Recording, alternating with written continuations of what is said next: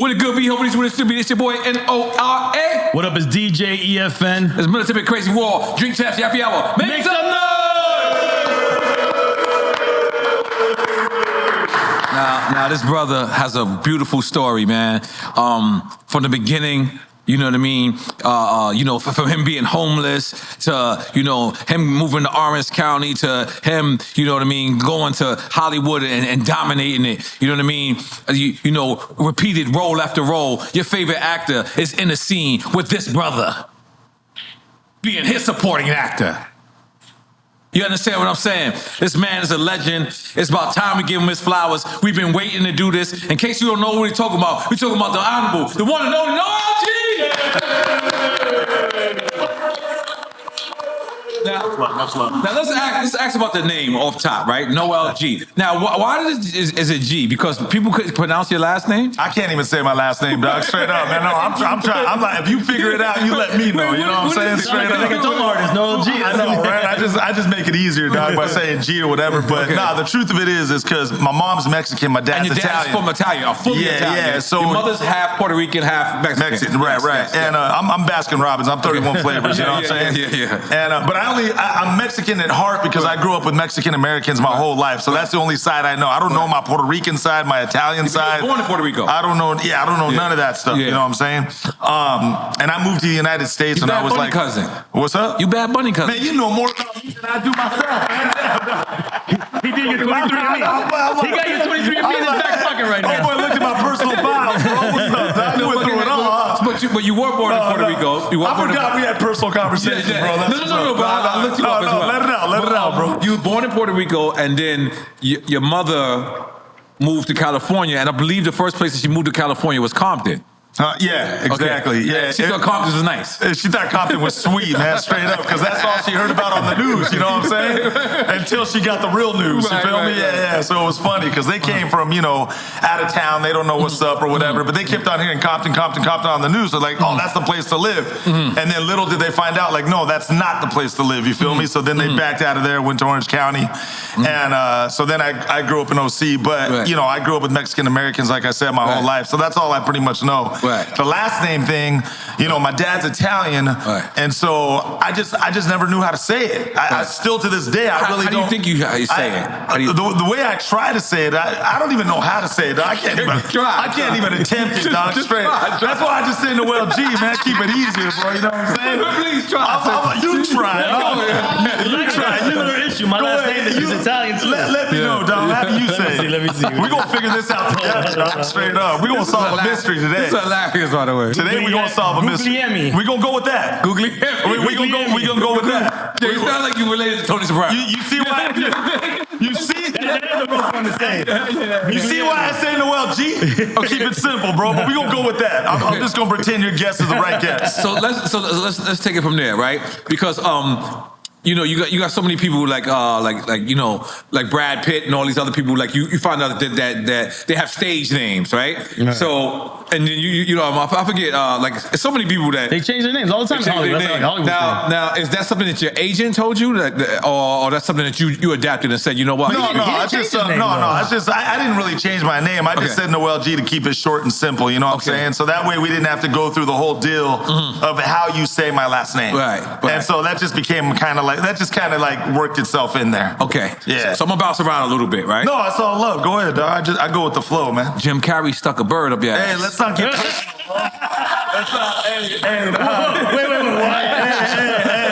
Hey, we don't gotta get personal, bro. You know what I'm saying?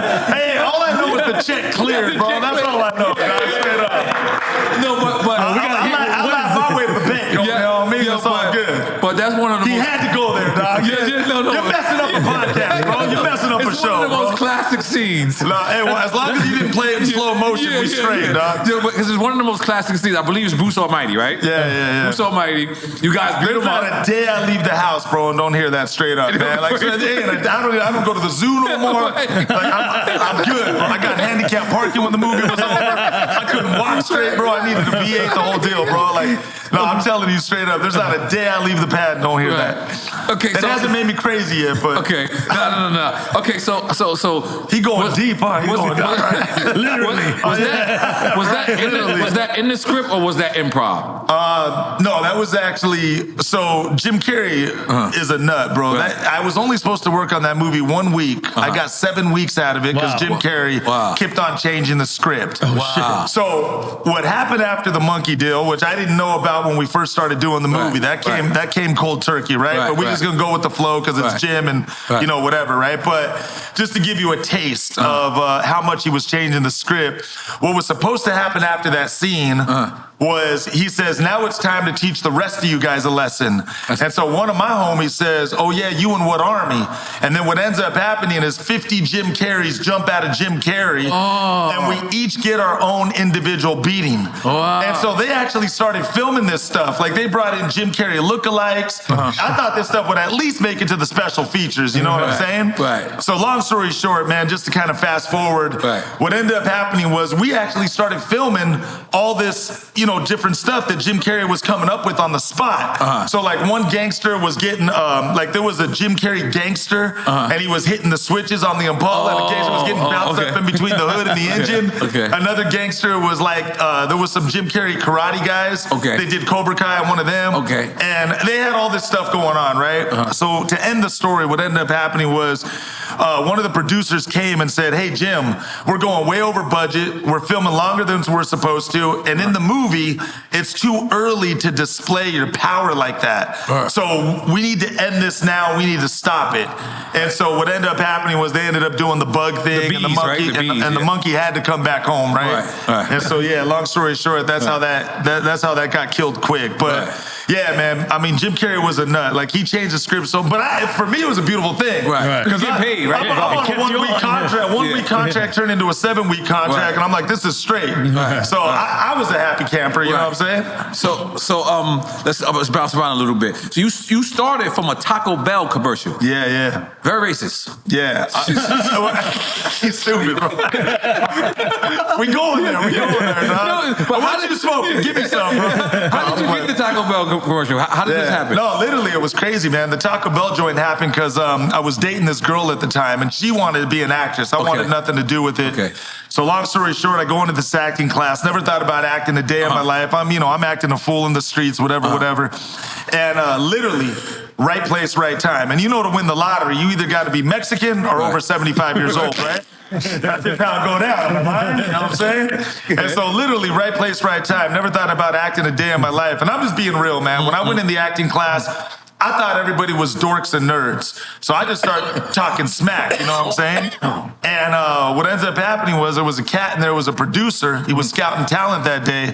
Comes up to me after the class and he says, hey, you know, you're kind of funny. You want to be in a Taco Bell commercial? I thought he was on some BS, whatever, but he ended up being real. I gave him my number. 2 weeks later, I'm doing a commercial for Taco Bell at the age of 15 years old. That's crazy. And at 15, I didn't know about residual checks. Right, because they kept coming. Right, and for our people watching who don't, you know, white people invented this. Right. Just so you guys know. And white people are like, we gonna make money while we sleep. They figured it out. And we just jumped on the bandwagon. Income. Right. And we just, you know, rolled with that. Was it $700 or something like that?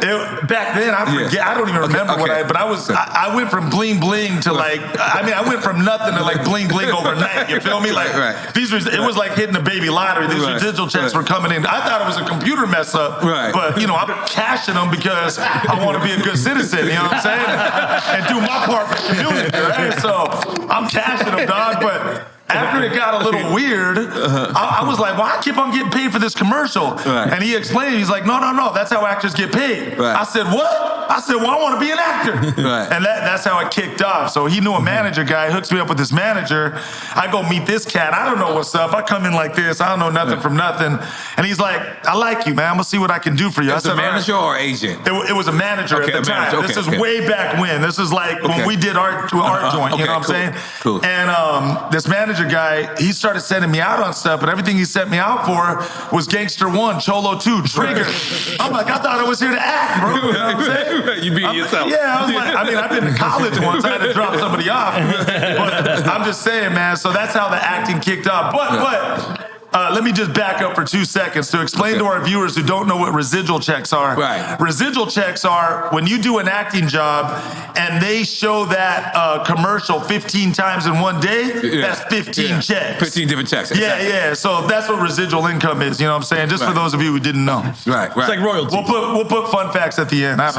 So then, not only you did the Taco Bell commercial, but you started to do like Taco Bell introduction commercials, or like for other like Fridays and stuff like that. You was like the guy that. Oh no, I got you on this one. Okay. No, because I didn't do none of that. Okay. Taco Bell commercial was the only thing I did that was in the can done. You didn't. No, what I did was, I know what you're talking about though. You're close. You're hot. You know what I mean? But yeah, you hot, but you ain't sizzling yet. You ain't sizzling yet. So what happened was like the starting of the career. I did industrial commercials. Okay. So like if you worked at Burger King, that's what I mean. I was the cat. Like this is how you wrap a hamburger. Yeah. This is how you use the register. Yeah. I was that guy. Like I was doing like security videos for like Kmart and Walmart and Target. Like instructional videos. Instructional videos. So like if you're sitting in an orientation, I'm the guy stealing a CD in aisle 3, and they're telling the security guards if you see someone stealing in the store, this is the proper procedure of how you take. I was doing that. Hey, but back then that was paid, dog. It was a gig. And back then, I was the deep in the video. I didn't know that. He was so gangster one in those videos. I was, dog, straight up, dog. But again, the checks were clearing. You know what I'm saying? Right. But I was like, at that time, it was crazy because they were paying like $1,000 a day. Wow. And remember, $1,000 a day back in the '80s. Wow, that's some money, bro. I remember I could make $1,000 last a whole month. Nowadays we spend it in a day. But back then, $1,000 lasts you a month. You know what I'm saying? That's a lot. Yeah. I was just making good money back then. So I was like, yeah, we gonna ride with this. Okay. So we get to that. Which was your first big role? Was it Training Day or was it Fast and Furious? No. My first big role was Fast and Furious. That's what started the roller coaster ride. Paul Walker, it took off from there. Yeah, Paul Walker, rest in peace, man. That's what But my first movie ever in theater was an Adam Sandler movie with Adam Sandler and Rob Schneider. I had a small part. Animal. I had like 3 or 4 lines. Yeah, that was my first movie ever in theater. And then Fast and Furious is what kicked off the roller coaster. What part of Animal was you at? It was a small part, man, straight up. I was in this part where they roll up on the corner. There was some... There was some thugs the graffitis in the background. And I just told him... We boxed at y'all. Right, and I told him, what's up, man? What you doing here? Yeah. So that was your first movie. Animal was my favorite movie. My first movie ever in theater. Okay, so that's the reason why I knew exactly. I just didn't know the role. When I saw it in your discography, I was like, let me ask him. I wanted to be shocked. But I remember that. I remember that part. So it was funny, dog. Wait, hold on, time out. Go ahead. We can't. Yo, we ain't jumping How the fuck did your first movie become fucking a thing? How did you get that role, Animal? Well, it was funny, man, because we had this audition, and the way that they did it right there on the spot. Okay. So when we first initially went out for that movie, we were casted as extras. Okay. And they said, you know what? We want to give some of you, well, I take that back. They go, we want to give one of you a speaking part. Okay. So what they did literally is they lined up 10 of us. They auditioned us right there on the spot. All Mexicans? All Mexican gangsters, whatever. Okay. And they, 10 cholos. There was like a lineup. All we were messing was the numbers. And long story short, man, they lined us up and they were like, say this line, say this line, say this line. And they picked us right there. And I was the one who got picked. And then you was like, this is my neighborhood, right? What you said? Yeah. Well, right there, they let us play with it. You know what I'm saying? Because it was on the spot. They let us improvise a little bit. So we got to mess around a little bit. And so I've never, ever in any movie I've done stuck to script. I don't think I've done. You can't. He can read it. You can't. You got to make it your own, man. It's mandatory. You can't. So, okay, boom. Now, I imagine you take your family to go see Animal in the theaters, or no? No. Why? I don't got no family. Okay. So I never met my mom or dad's side of the family. So anyway, it was just me. But wait, I know your dad went on a cruise. My dad left me at 13. Right. He bounced out. And my mom left too. I don't blame my mom. That's a whole nother story. That's a whole nother rabbit hole. Right. You know what I'm saying? Right. But and my parents were the only two to come to the United States to start a living. From their families. Yeah. So I never in my life met my mom's side of the family or my dad's side of the family. So the way I got no cousins, brother, sister, nieces, nephew, uncle, aunt, grandma, grandpa. I got no family straight up. I'm the only Mexican with no family. You guys got some you want to give I'll take them straight up, man. I'll take them, dog. You know what I mean? Then you gotta start fucking, man. You gotta create your own. Jesus. I got some kids out there I don't know about, bro. So is it true that your father, I got some child support cases. Your father's friend was a millionaire? Yeah, he owned the company. Asked him to come around. He owned the company that my dad worked at, and my dad was a fisherman on the side. He loved scuba diving. Okay. And one day, this guy straight up, he just asked my dad. He said, "You want to come sailing around the world with me on this boat?" And my dad came home one day and said, but he told my dad, he said, "If you come with me, you can't bring your kid. Kids, yeah. You can't bring your kid with you." Yeah. It's crazy, man. So within 2 weeks, my dad just wrapped it up, and he put everything in storage and bounced out, and he sold the house. Sold the house. Everything. Did he talk to you like, "Hey, this is what I'm gonna do"? Or Well, he didn't really talk to me per se. My mom was the one who talked to me, but I call it the 2 weeks of hell, because my mom was arguing with my dad saying, "What type of man have you become? Who are you? Who did I marry?" And I saw her fight tooth and nail like for 2 weeks, begging and pleading and crying and screaming, begging my dad not to leave. And, then I went up to my mom. The reason why I don't blame my mom is because I went up to her and I said, "Hey, look, I got a place to live." Yeah. But I really didn't, though. Yeah. And the reason why I did that is because my dad was the breadwinner of the family. So if my mom would have stayed, it would have been 2 homeless people instead of 1. Right. So I told my mom, I said, "Go with my dad. I'm straight. I got a friend to live with." This was all made up. I really didn't. Wow. And long story short, my dad gave me $500 and pretty much said, "Good luck to me." So at 13, that's how I got into street life, started hanging out with the wrong crowd, started learning how to rent cars without asking people, got into the street pharmacy business. You know what I'm saying? We were part-time movers too, and what we would do is we'd move things from like other people's houses to like where we were at. And we did a lot of that stuff, so yeah. Did your parents, did they ever come back around? My mom did, but I haven't you- seen my dad since. Wow, he stayed out there.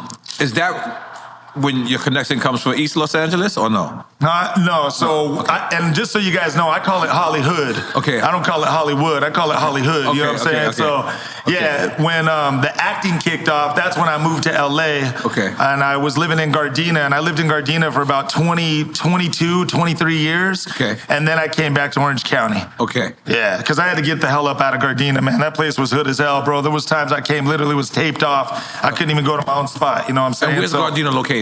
It's like 15 minutes from Compton. It's right next to Inglewood, all that. Is that considered East Los Angeles or no? No. No, I would say like, I don't know, West Los Angeles. Okay. Yeah, West. Okay. Now, something that, just looking you up and stuff like that.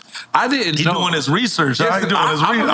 I'm gonna be honest. Oh, someone Google N.O.R.E. real quick, man. Put a damn facts in front of me, dog. Hold up, man. He did ancestry on I got a couple questions myself, boy. But it's something that I didn't know. Like, Nah, go ahead. Yeah, the first time I ever heard of Orange County was this movie about Jack Black. I know I'm lame. I know I'm from New York. Nah, from the you East good, Coast, man. Go but on. I never kind of like put it together. I never put together that that's the same Orange County that I used to see on the news. Oh, gotcha. Like, I thought Jack Black's Orange County was something totally different from the one over there. Yeah, from the one over there. Oh, gotcha. I had no idea. You were on a different page. Like when I'm looking up your shit, and I'm like, oh shit, he's from Orange County. I'm like, but not the Jack Black one. I'm sitting back, and I did not realize that. So I mean, it's a big county. Describe it. I lived in Anaheim when I was little, and then we moved to Southgate. Oh, so you were out there too? I was born in LA. Oh, you were? Okay, Yeah, but you lived in Orange County though? Well, when I was a little kid and my parents separated, we ended up in Southgate and Huntington Park. And okay, gotcha. Yeah, that's LA. Yeah, but you know Orange County because you probably went to Disneyland. Well, I mean, later on. Yeah, I'm just messing with you. But we lived in the hills in Anaheim from when I was like two years old, and then the rest was Southgate. So let's just say Orange County is just a lot more peaceful than LA. Let's just put it to you like that. But y'all have gangs though. Oh yeah, no, they got hood out there all day long. They got hood out there all day long. It's just there's a lot more spots that are more peaceful and safe than LA. LA is pretty much a mess all over the place, except Beverly Hills. Right. Yeah. Even Beverly Hills becoming a mess. Well, now it is. But back then, when it was more controlled / disciplined / whatever, it was safe. Right. Other than the Mendez brothers, man, they jacked up. Oh yeah, I'll be watching it on Netflix. They jacked up Beverly Hills, bro. Okay. So let's describe something, right? In the East Coast, like the Latinos and the blacks kind of like it's kind of like, I don't want to say the same because it's not the same, but it's like we migrate. in California, for some reason, it's like the prison system even lives outside. Like Mexicans stay with Mexicans, blacks stay with the blacks, the whites stay with the whites. Why do you think it's like that? Because of the prison system? I'm asking. Yeah, no. It's kind of funny, man, because that's the part that's where I think it's stupid. You know, you at one time in your life, hopefully you mature up. You know what I'm saying? Right. And it was kind of whack that you don't get along on the streets, and you might have murdered an enemy. Wow. But now you go inside prison and you got to get along with who you murdered and hated your whole life or was taught to hate or be against or whatever. You know what I'm saying? So to me, it just made no sense. I'm like, I'm in life because of one of you, you know, and now I got to get along with you? Like, nah. So it's a lot different out there. You know what I'm saying? And out there, to keep it 100, if you were black and you grew up with the Mexicans from birth, then you get accepted that way. Like Will I Am. Then you get kind of accepted that way because, you know, you were there from, you know what I mean? So there's like an exception. But the other Mexican gangs that are full on Mexican are like, nah, that's wrong. You know what I'm saying? He's black. He shouldn't be in a Mexican gang. Right. So they keep it, you know, separate even on the outside. You feel what I'm saying? Unless there's a special cause like that or something like that. Because I asked Will I Am on camera. And then you got some Mexicans who, you know, quote unquote, because I don't want to say one person talks this way or that way. I'm talking about the majority. You got Mexicans who talk black, and then you got some blacks who talk Mexican. Yeah. And that's kind of like, what? Like, it trips you out a little bit. I seen that. Damn, what the fuck I was about to say? About who? Will I Am. Hold the cue card higher? Yeah, because Will I Am, I talked to him on camera and off camera, right? And I was like, because I'll give you a story about go ahead. Let 23 years ago. I meet this girl from East Los Angeles, right? East Los. She always used to come see me. She never invited me to go see her. Oh, really? She kept you in the safe zone. Never invited me to go see her, right? Yeah, you start tripping at one point. I'm fucking N.O.R.E, so I don't care. I don't want to go do it. Anyway, but I wanted her to know that I wasn't scared or whatever. So anyway, we're sitting there talking, and I'm like, you know, I'll come get you up. I'll come pick you up this time. She was like, no, like you can't come to my neighborhood. And I was just like, holy shit, right? And he was like, yo, you know, I know that you're Puerto Rican, but most people are not going to look to see if you're Puerto Rican. They're going to just see a black person. And right now, and I was like, I'm getting along with this motherfucker, everything. And then she went like this to me. She leaned her lip down, and that shit said, I don't know what gang it said, bro. But I was like, oh, shit. And she was like, I belong to the hood. Oh.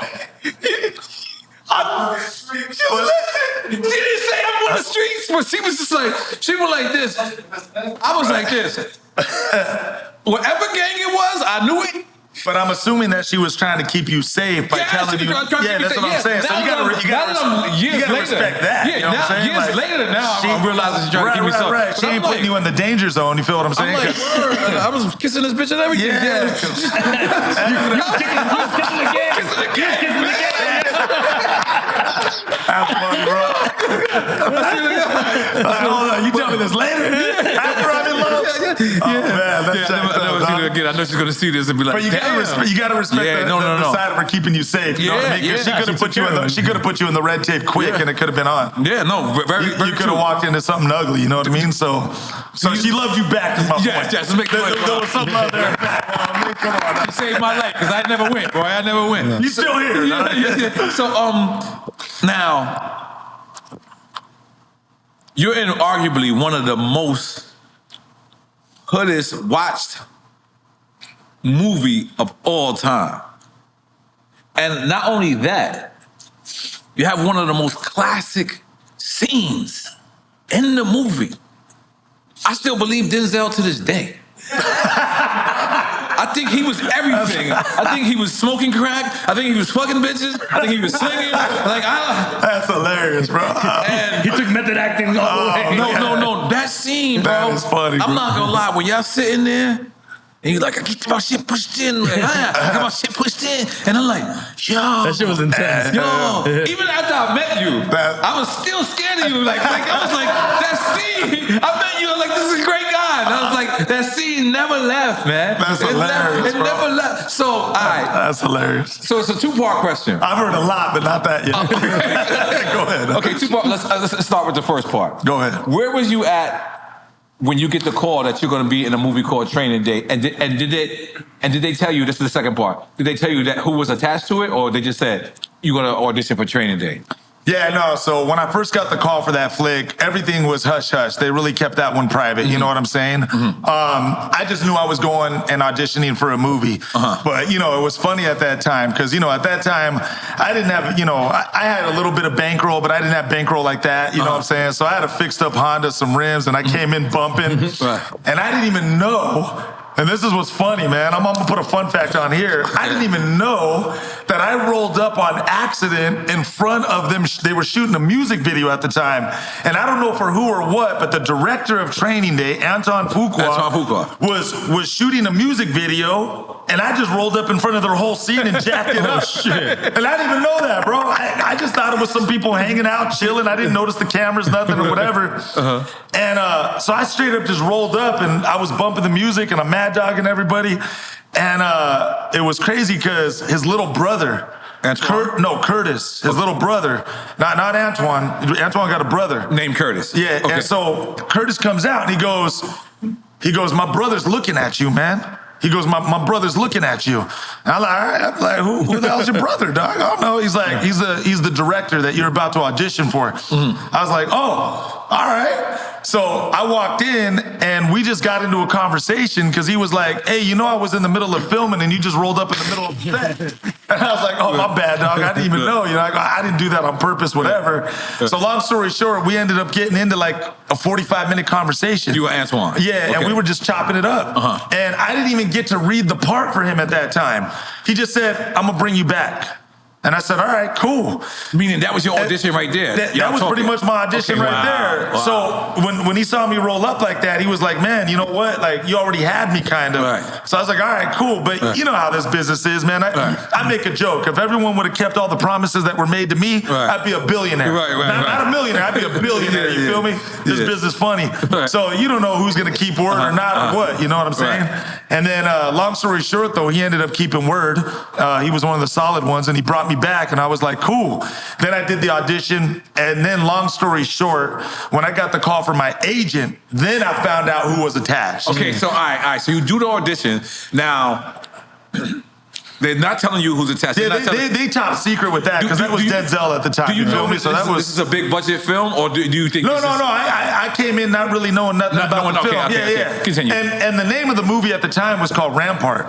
This was based on a true story. Which is another reason why to keep it top secret. And the Rampart police... Rampart? Yeah, it was because... that was a big scandal. The Rampart police were doing that in real life.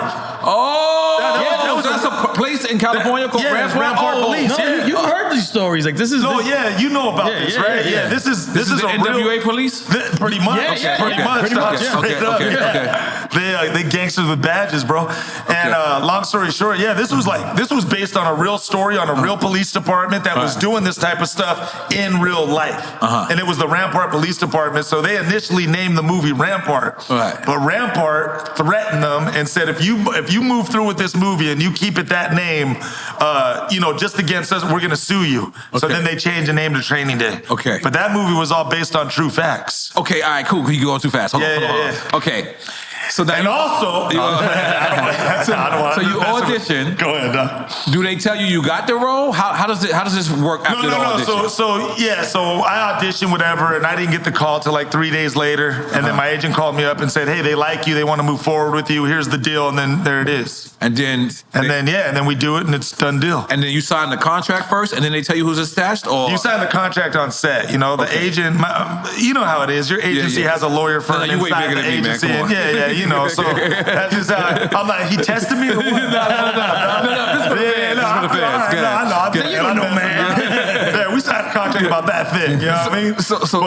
Yeah. No. So that was it. Yeah, they call me. They tell me I got the role, and I was like, oh, okay, cool, let's go. Okay. And then later, when I got the call, that's when I found. I said, who's attached? Right. I said, Denzel. What? I said, I'm in a movie. And you know, you want to flick with Den, man. You gotta come on your A game. You know what I'm saying? Right. And so that was it, dog. And did they tell you that you was going to have a scene with him? And no one knows who Ethan Hawke is at the time, correct? They kind of knew, but I mean, that's the movie that put him on the map. But he was kind of known before he did that. other roles before? He did the movie Alive, the true story about the plane that crashed and they had to eat people in the snow. He was on the come up. He was the man. Yeah, he was like on the brink of like, you know. But that's the movie that like slapped him on the map, like you know. So now. All right, because I'm no, yeah, go. I know you bounce around. We covered this earlier. Yeah. So I'm with. So they say to you, I go with the flow, dog. I go with the flow. So they say to you that scene. I get my shit pushed in all the time, dog. Like, so how was that scene on paper though? How much did you guys improvise that scene? I'm gonna keep it 100, man. You guys are asking 25 years later. I forget. I forget, dog. You know what I'm saying? You going deep on me now, bro. But I'm like, I really don't remember. But I could tell you this though. Okay. I do remember this though. Antoine was very flexible. Right. He let us improvise the scene and have some fun with it, just to see how we would work it out and how we would roll and how we would end up doing it, whatever. But when we got to the bathtub part, we had to stick when he put the gun in there? Yeah. He was LA cop. We had to get our revenge, yo. To the bathtub. He was ready, dog. Hey, we had to get our revenge, dog. You know what I'm saying? We had to get our lick, you know? I was like, this time we get our turn, you know what I mean? Right. But wait, what do you want me to do with that? Okay, he wants you to see your bathroom scene. I'm like, hey. He's like, you gotta see it, man. That's hilarious, bro. I was like, thanks for the refresh, bro. Thanks for the refresh. He lived it, man. I was like, nah, that shit that's does look hilarious, gangster, though. That shit does look gangster, though. Good, yeah, Paul, you're right. That shit does look gangster. I mean, hey, dog, we had that full hemmed up, you know what I mean? But yeah, it was a good scene. It came together good, and yeah, so a lot of people love it, man. No, but you were gonna say when you got to that scene. Oh no, I was gonna say, so like when we got to the bathtub scene, that's when we pretty much had to stick to script because we couldn't, change the story, of course. So that's where he just got a little bit more like, hey, you guys can still ad lib, but try to stay on page more. That's all. You know what was messed up? And let me tell you another fun fact about that movie real quick. That's the first movie ever. I want to go back to what you said. That's why. That's the first movie ever that Denzel Washington played a bad guy. And that's the history. He played it good as a That's the history on that. Every other movie he's ever done, he was a good guy. That's the first movie ever he played a bad guy. Afterward, he did Frank I don't know about after or what. Frank Lucas. Yeah. Oh, did he? Which is right here. Oh, yeah. American Gangster. That's right. Yeah. And what's up? We just asked that right now. Yeah, what's fucking wrong with you, man? Get the fuck out of here, man. What are you drinking, bro? He's like, catch this ball. But hey, he wanted to do a review. That's all right. Dog. He's about to be like, so tell us about that movie. So start over with Training Day and we'll go. No, I'm playing. So this guy. Yeah. He's not Mexican? Nah, he's from New Zealand. Yo, that shit fucked me up, bro. No, he's done a lot of movies since then, too. This guy plays Pablo Escobar in Blood. Yeah. Like straight up, man. He's doing, take your glasses off. And I forget what movie it is, but he also plays a black guy. He plays a black guy in another movie. Nah, he plays a black guy, man. Yeah, he does. Come on. Where he got dreads. Get out of here. I know he plays Arab in another movie, too. He plays Arabic, like a terrorist or something. I forget what movie it was, but my point is that guy's a chameleon. That guy can pretty much play anything, bro. But for Training Day, we flavored him up. We took him out cruising on Whittier Boulevard. We told him how to dress, how to talk. But nobody looked at him crazy for playing the role. Well, if you notice, he didn't say that much. You know what I'm saying? But we schooled him. We had 2-3 days to school him and then put him on the map, and then he did what he did. Was there any issues on set? Like, we heard the stories about American Me when they were filming. They had issues on set. This was different because this was about the cops. You know what I'm saying? So as a Latino actor, you should know better to kind of stay away from cartel type movies, stuff like that. You know. So unless you want to be a mark later, you know. Because we know that when they filmed The Jungles, they was actually in the jungles. We know when they filmed The Bloods, they was actually in the Bloods. And was that in a real Los Angeles? That was 100%. That was in the actual jungle. So Bone, who... No, I'm talking about your scene. Oh, no. Yeah, No. My scene, the front of the house was in Boyle Heights, but the inside of the house was actually a sound studio. Oh, that was a fake set. Got me. That was that's Hollywood for you. Right. But that was a fake set, so yeah, we shot there. Now, filming the movie, like a lot of times you do classic shit, you do legendary shit, but you're in it, so you don't really understand. Did you understand that was a legendary cult movie as you was filming, or did you realize that after it came out? Well, you kind of think that already because Denzel's attached. You know what I'm saying? Right. So you already think and know, like, all right, this is going somewhere. You know what I mean? Right. So I kind of thought about it on that side of things, but about the actual movie itself, you never know because every movie's a gamble. You know what I'm saying? You could think you got the best movie in the world, and then you make it, and nobody else likes it or cares for it. You know, rents it or watch, or you can get cut. Right. You know, I one thing I learned in life, man, I never celebrate till it's over. You know what I mean? Some people celebrate too early, and then they're like, "Damn, I did a big scene, I'm cut out." And so I don't celebrate till it's over. But long story short, no, I didn't know that movie was gonna do what it did. You know what I'm saying? But I mean, I did and I didn't. I didn't because I didn't, and I did because Denzel's attached. So you think it's going to make sense? Right. Yeah. So I did it like that. So what was your favorite movie you ever done? Man, the one that paid the most, bro. To be real with you, man, I got a lot of favorites, man, straight out. You know, I've been very blessed in my career to be able to work and stay working. I've been in the biz over 35 years, and, you know, I've been doing it since 15, so I've been in the biz for a minute, but I got a lot of fun movies that I, you know... Just name five on top. Your top five. You know, Training Day was one of them. Absolutely. Fast and Furious, Absolutely. you know. Man, five, now you going in on me. Malibu's Most Wanted. Malibu's Most Wanted. Yeah, that was a fun. Malibu. Malibu. That was a fun one to work on. B-Rad. B-Rad. B-Rad. They're trying to make a part 2 to that They joint. should make a part 2. Yeah, they trying to come back with that. I don't know, man. You got me. Let's just go with 3. Let's just go with 3 for now. That was 4. No, I was 3. Oh, you didn't name Bruce Almighty? Bruce Almighty was fun. We can throw that in there. That's 4. So then we need 1. How about the Mummies movie you guys were at? Hey, we get to that later. You trying to save that, bro. We get to that later. Yeah, you trying to save that, man. So, you doing what he did. I was Denzel to work with. Yeah, I was. I'm playing. But go ahead. One more. Man, you got me on this one, dog. Do we got a pause button? No, I'm playing. I don't know. Let's just go with those for now. Okay. Because I really don't know. I can't even think right now, straight up. What is a movie? One will hit me later. We'll go with 7 Mummies since he said. We'll go with that. We'll go with that. All right. So what is a movie that you got or that was offered that you just was like, you thought that this? Yeah, no, I'll keep it real with you, man. Like I'll keep it 100. So to each their own. I got no judgment. Again, to each their own. I got no judgment. You do you. Right. You know what I'm saying? Right. But I will not do a movie where I play a gay guy. Right. I will not do a movie where I got to wear a dress. I'm like Dave Chappelle. You ain't putting the dress on the black man, on this black man. Like, So there was a movie, and I even forget the name of it, man. But I'm like, nah, I ain't doing Brokeback Gangsters. I'm good, bro. But like, there was a movie where I got, and again, to each their own, no judgment. I'm just saying, not for me. You feel me? Like I ain't going there. I ain't going there. Like.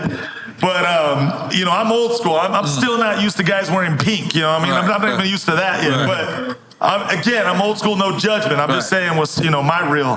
But I got a movie where I was offered a gay role. And I was like, and they were offering me a lot of money. Right. And was it still Hector? No, I know, right? I was like, now they pushing it too far, right? I was like, nah, you gotta come in and switch. But nah, man. So I didn't take the role. Okay. So yeah, there were some movies that came at me straight up, and I was like, nah, I'm good. Okay. Even though I would have got paid fat. Wow. And I turned it down. So yeah.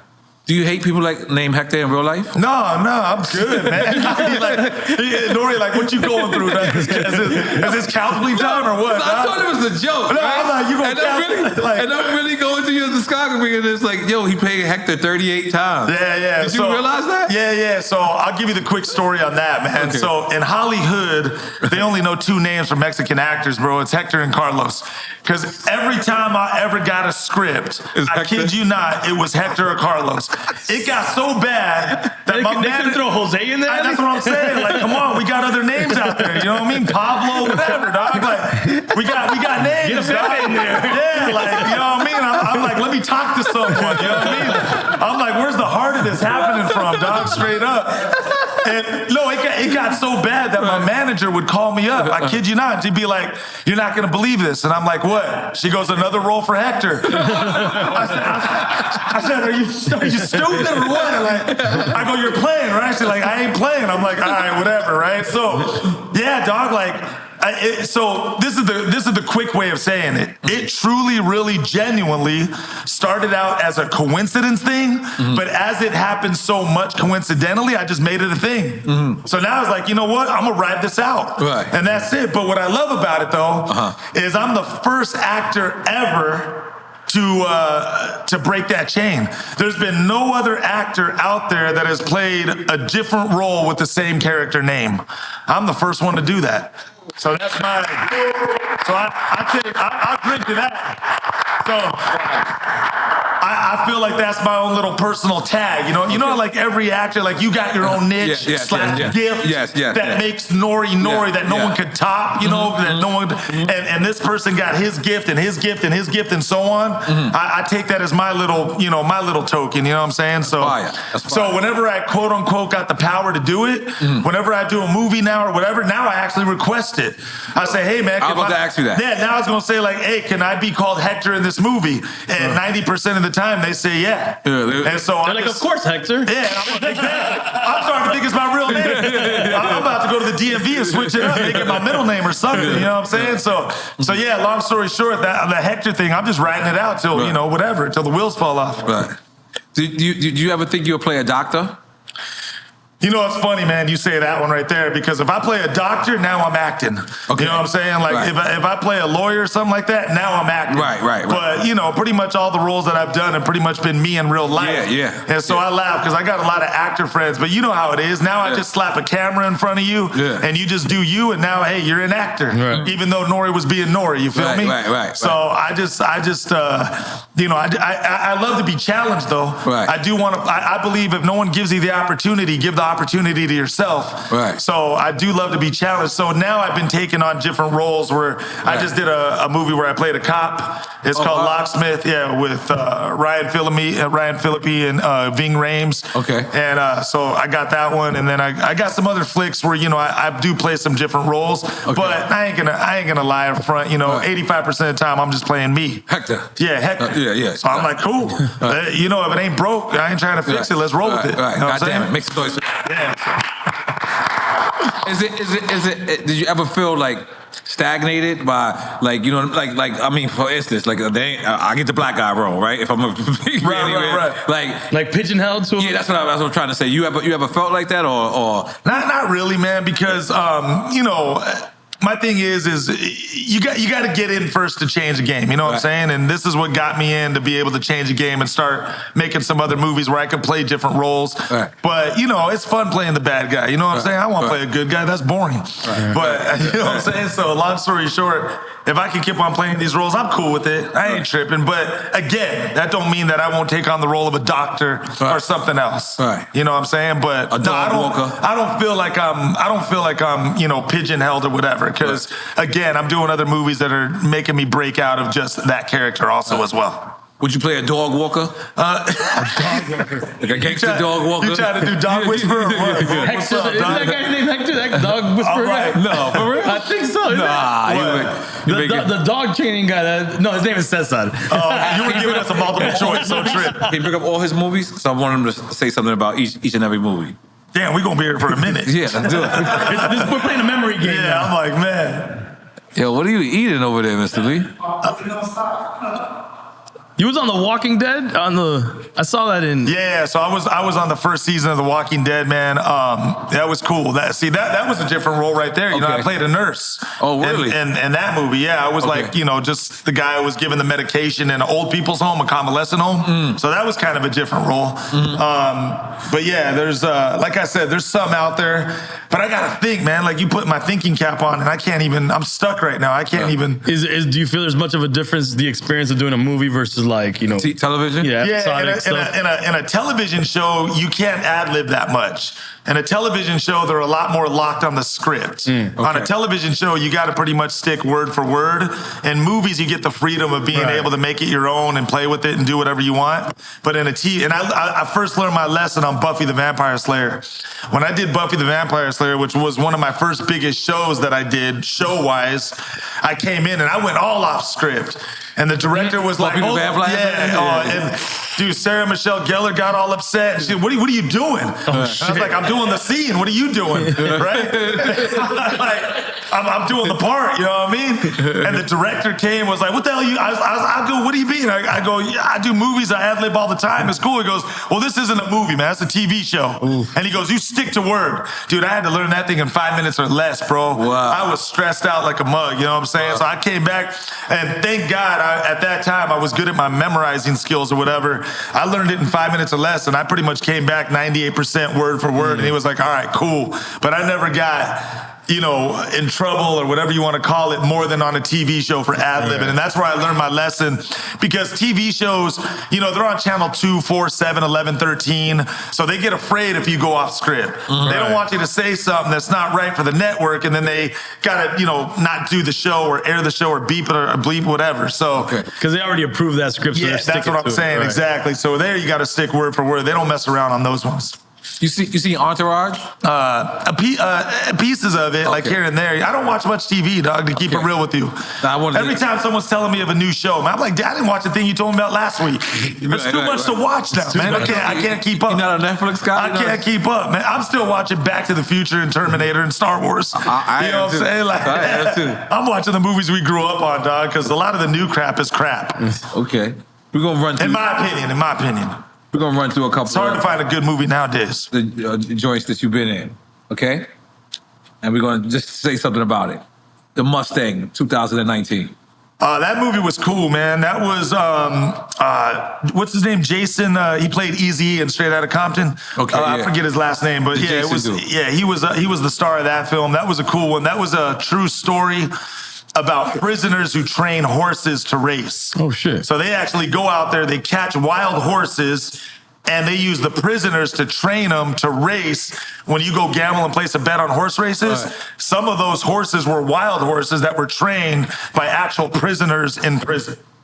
That's crazy. And so I didn't know any of that, and that's where I learned how to ride horses. So I got free horse riding lessons on that one. Wow. So yeah, check out the Mustang. It's an okay movie. I ain't gonna lie. It's 50-50. It's all right. Okay. John Wynn's Mirror Mirror. That was a faith-based movie that we did.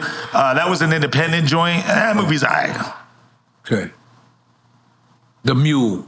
The Mule was with Clint Eastwood. Yeah, I remember that. Yeah, and that one was a true story also. Yeah. And to be a part of that joint was off the hook. So Clint Eastwood, working with him, it was crazy because... Was he racist? If he was, I didn't feel it. You know what I'm saying? Yeah. He was cool to me, dog. Okay. But I think, you know, me, you, or anyone in this room, if he was racist, we would have said something, right? Right. You know? Right. But yeah, long story short, he was cool to me. He's a legend. Yeah, he's dude, that guy's, when I did that movie, I think he was pushing 84. Yeah, and he's acting and directing movies and directing, yeah. And that was a crazy experience because Clint Eastwood, all his movie, he doesn't yell cut, action. All his movie, he does sign language.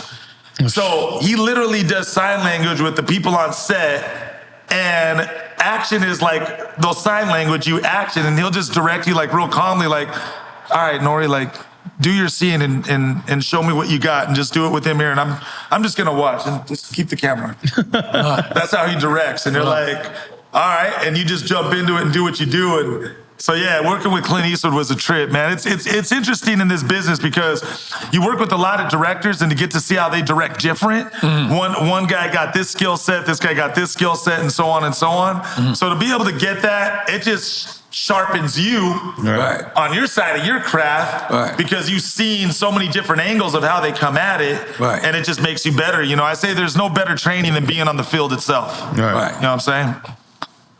How many movies are you gonna go through, G? Because I got over we can't go through all. I got like over 200 and something, dog. Someone talk to this guy. Yeah, El Chicano. That movie was shout out to my boy Ben Bray. El Chicano, that was a movie with George Lopez and some other cats were up in there. And long story short, that movie was kind of like the first Mexican Batman movie. They were trying to make a Latino a superhero, and that's what they were going for.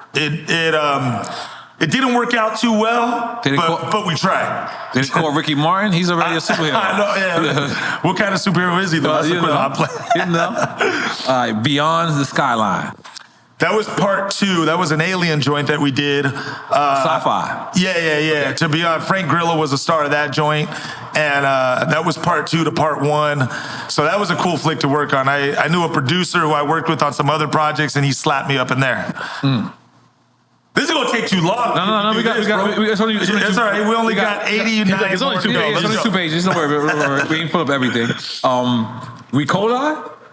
Which one? Ricoli? You gotta come with subtitles on that one. Ricola. Yeah. Let me see. Recoil. Oh, recoil. Yeah, recoil. Yeah. He was My giving bad. you a multiple choice. I'm dyslexic. Yeah, he's giving you an ABC. My bad. We good. Don't worry, it's a show. We could cut that. All right, cool. I'm playing. Recoil. That was a movie I did with Steve Austin and my boy Machete. That was a cool flick. That one I actually like. We played some Steve biker Austin, the wrestler? Yeah. And did he drink beers? Oh, that guy was the nicest guy on set. Really? Man. Cool cat, friendly dude. Wow. Nothing like he is on TV, you know what I mean? Right. And but long story short, man, he kicked all of our butts on that one.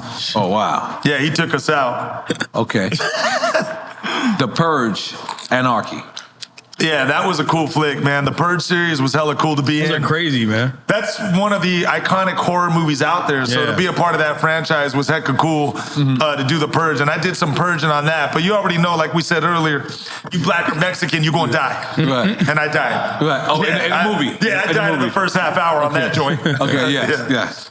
Okay. You got purged. I got purged. I thought I was purging and I got purged, exactly. The Dark Knight Rises. Yeah. So that movie was hella cool, bro. They put a cholo in Gotham City. You know what I mean? I did a movie with Christian Bale, Terry Crews, and it was called Harsh Times. And I worked with Christian Bale for like 2 weeks on that flick, and we got kind of close. And long story short, he recommended me for Batman Dark Knight Rises.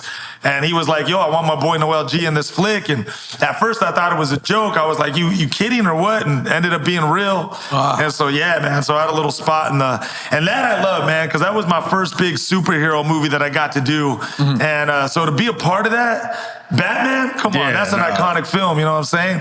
And that's when Batman was good. I'm not feeling Batman Part 58 and 62 and all these remakes are lame as hell to me, but that's when Batman was good. So to still be a part of it at the birth of Batman, I'm happy about that. All right. Training Day.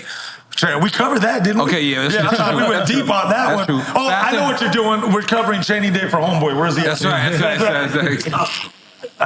I'm playing. He wants the deep We did cuts. 3 reviews on Training Day now, dog. Okay. I think Training Day covered, bro. That's the name of this podcast. Street Traps Training Day. All day, bro. But how long did you train for Training Day? I know, right? How long did I train for Drink Champ? The Fast and the Furious, but I think we covered that. Yeah, I got a child support case on that one. Okay, what? What happened? The Fast and the Furious? Child support? No, I'm playing, but I'm not playing. Okay. That's the first thing that comes. Wait, because what I was asking is like the first thing that comes in your head. No, Fast and Furious was crazy because it was like getting paid to party, man. There was a moment where I was like, "Are we filming a movie here?" Right. You know what I mean? Like straight up, dog. And that's why we came up with the family line in Fast and Furious because it truly felt like a family. Like all of us were just hanging out, chilling. Right. As a matter of fact, a couple of the scenes that we shot, the director didn't even tell us that we were shooting. And he just caught the real moment and he was like, that's a wrap, everybody go home. And we're like, what? We didn't. And he's like, nah, I already filmed it. I got what I need. And he let us go. So it was straight up like that. So for that movie, man, yeah, it was, that was another case where I caught a case. Okay, well, it's a rumor. Okay. I'll fact check that it. Ja Rule was on this set. Yeah, he was in the movie. He's in the movie. Yeah. But then when it came time for number 2, he said no. Yeah. and he missed his whole franchise. And Ludacris took over. And Ludacris came and Lud took got over. it, and that one. It ain't even my money, and it hurts me. That wasn't even my offer, and it hurt me. I was like, damn, dog. I was like, Ja Rule, you might want to double check your answer. Word. Triple check that answer. You know what I'm saying? Okay. I'm like, you must have money already to turn that down. Yeah, he did. You know what I'm saying? He could have used some more of that shit. Yeah. All of us good. Oh, man. Shout out to Jai, man. That's right. Gamer. Gamer, that was a cool movie. That was kind of like the first video game movie done back in the early day. And that was a movie with Gerard Butler, the guy from 300, and a lot of other flicks. And long story short, man, what I loved about that movie, that was in the early day and the birth of the video game world. And that movie was made like a video game, and that's kind of what they were going for. And my boy Terry Crews was in there. A lot of cats were up in there. I did like 6 with Terry. That's my boy.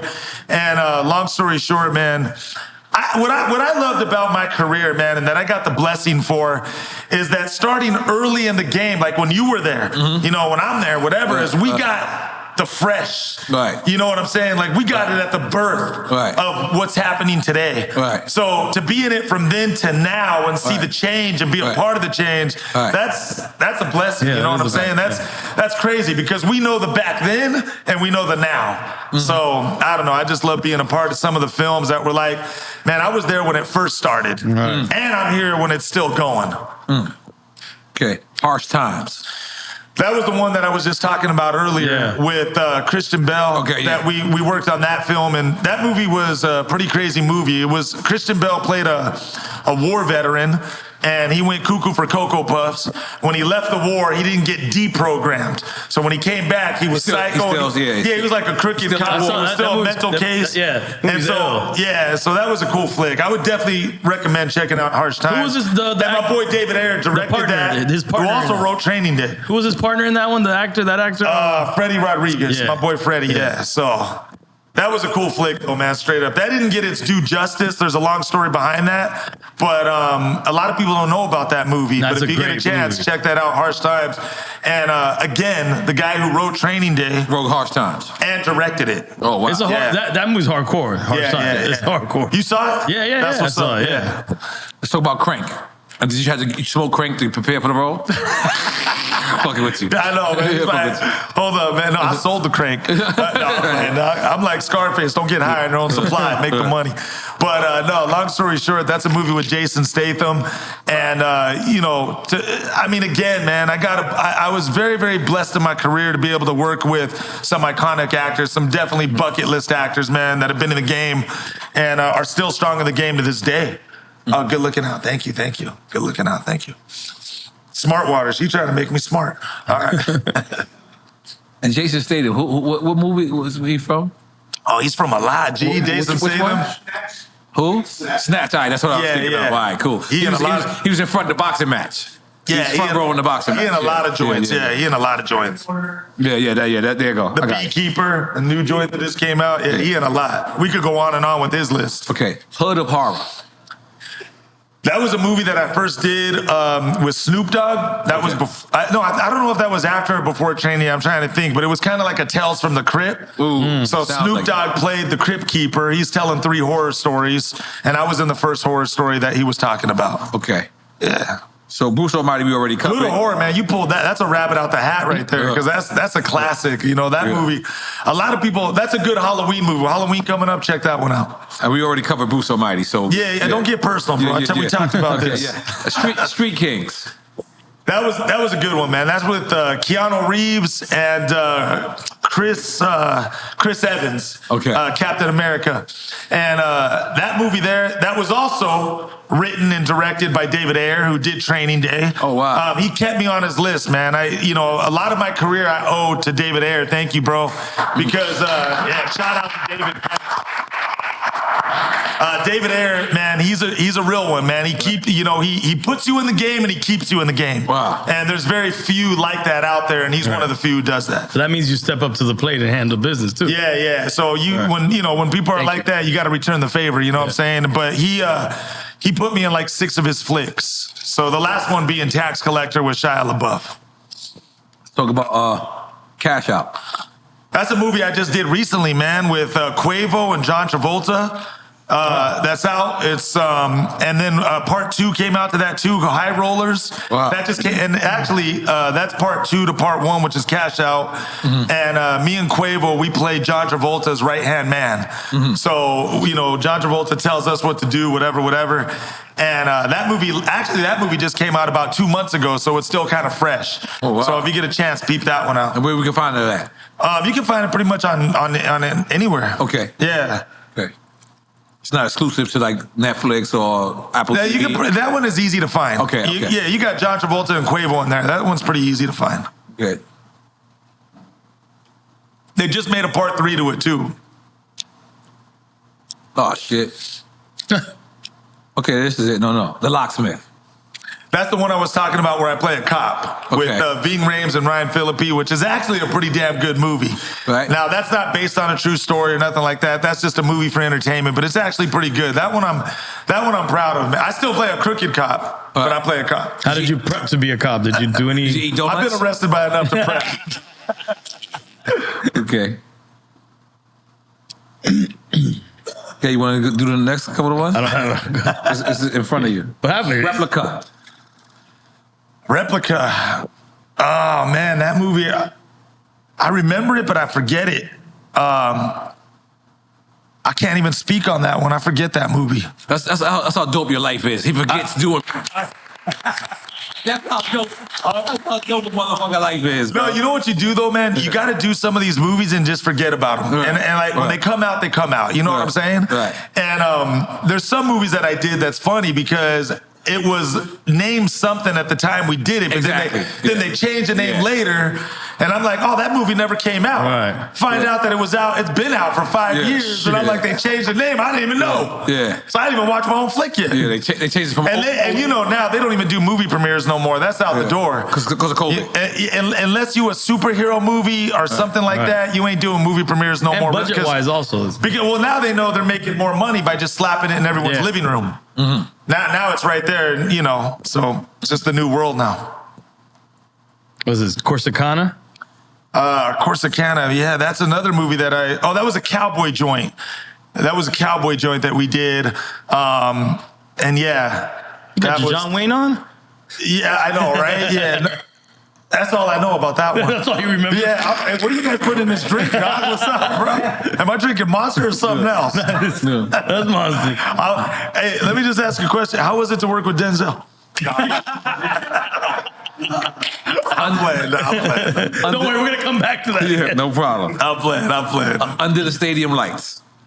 That was a movie with, don't even tell me, I forget, is it Lawrence Fishburne? Guy from The Matrix, Boys in the Hood. He was the dad in Boys in the Hood. It's Lawrence Fishburne, right? Am I right? Yeah. That was a movie with Lawrence Fishburne and Milo Gibson, Mel Gibson's son.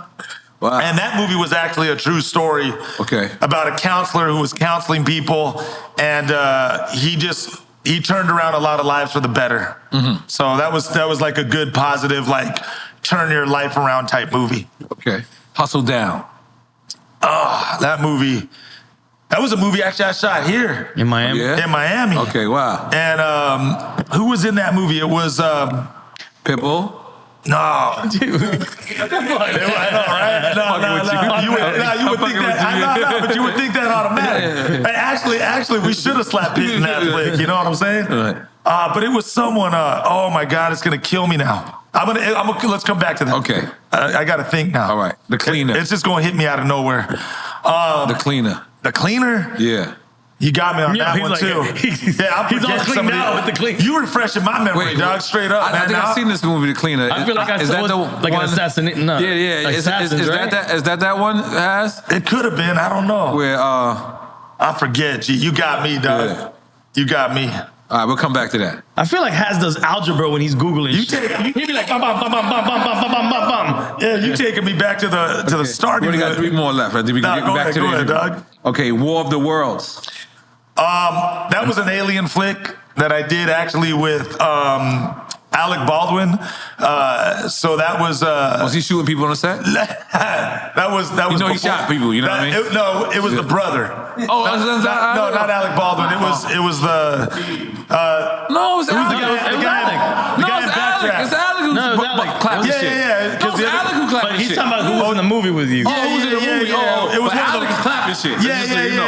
He But outside. it was before that mess. Yeah, okay. Yeah, it was okay. before But he that didn't mean mess. to do it. Let's You be know what I'm fair. saying? Man, he outside. He thought it was a blank. yeah, He thought it was a blank. That's what they all say. Half of people in jail said that they thought it was a blank. No, it was a blank actually. That had some. One thing that Hollywood has taught me is this, man. I'm gonna tell you like this: if you were not involved personally Leave that shit in the alone. situation, no, I'm saying, well, that too. But if you were not involved personally in the situation, or know the person personally, you really don't know a damn thing about what you're talking about. True. Right. All you know is what was said to you, what was presented. But what you can talk on for sure, 100%, is what you were involved with personally and who you know personally. Right. But anything outside of that, you just know what you know by what you were told, seen, or heard, and you really don't know what you're talking about because you weren't involved personally or know the guy personally to really know. I can Make make sense? It's all hearsay. Sometimes I be laughing, dog. Sometimes I call them professional interviewers.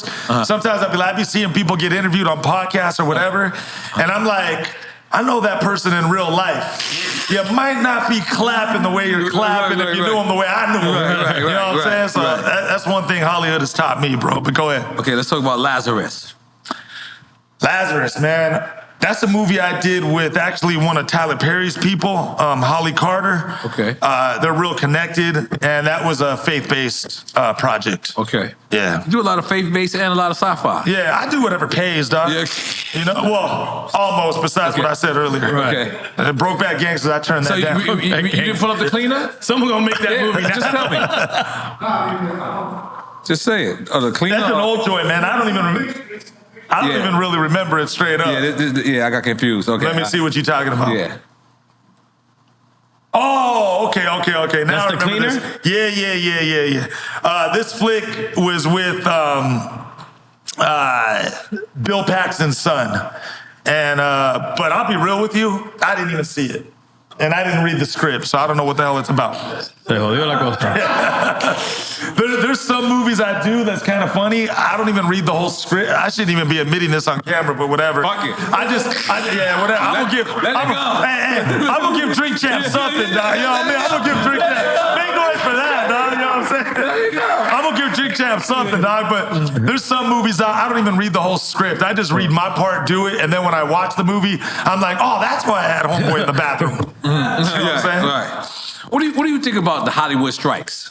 You know, I think a lot of it, you know, to keep it 100 is, if I'm just keeping it 100, is about money.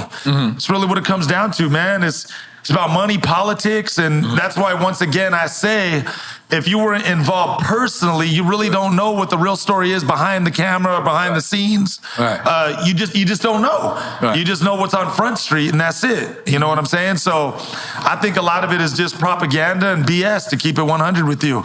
And a lot of it is done for, again, you know, a money situation most of the time, if we're keeping it 100. Right. You know, things like that. So I don't even believe in voting.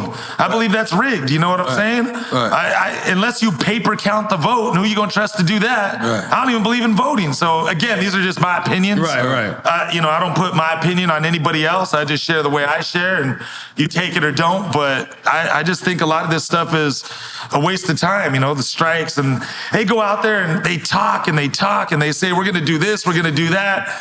But at the end of the day, it's all about money. You know what I mean? So that's just my opinion. Are you a once part again. of any union, like SAG or anything like that? I mean, you got to be a part of that to work. to you know work, what I mean? okay. So that's, you're kind of forced into that. You know what I'm saying? So, but I'm financial core, and I did that so I can work non-union, union, whatever. And there's a lot of actors, and I'm not going to name them, that are big time actors, A+ celebrities that are financial core, and a lot of people really don't know about that. But again, that's why when you're behind the scenes, you know the stuff that the people on Front Street don't know. Well, school us, what is that exactly, financial core? Financial core is just something that you can say you're against the union for its beliefs, and it allows you to work union and non-union jobs. Got it. Ooh. And so what that means is, even if they go on strike, and let's say there's this whole show going on with the union, you could still work while they all up on strike. Got it. Which is unfair, but then it's kind of fair because you know that some of this is BS. Right.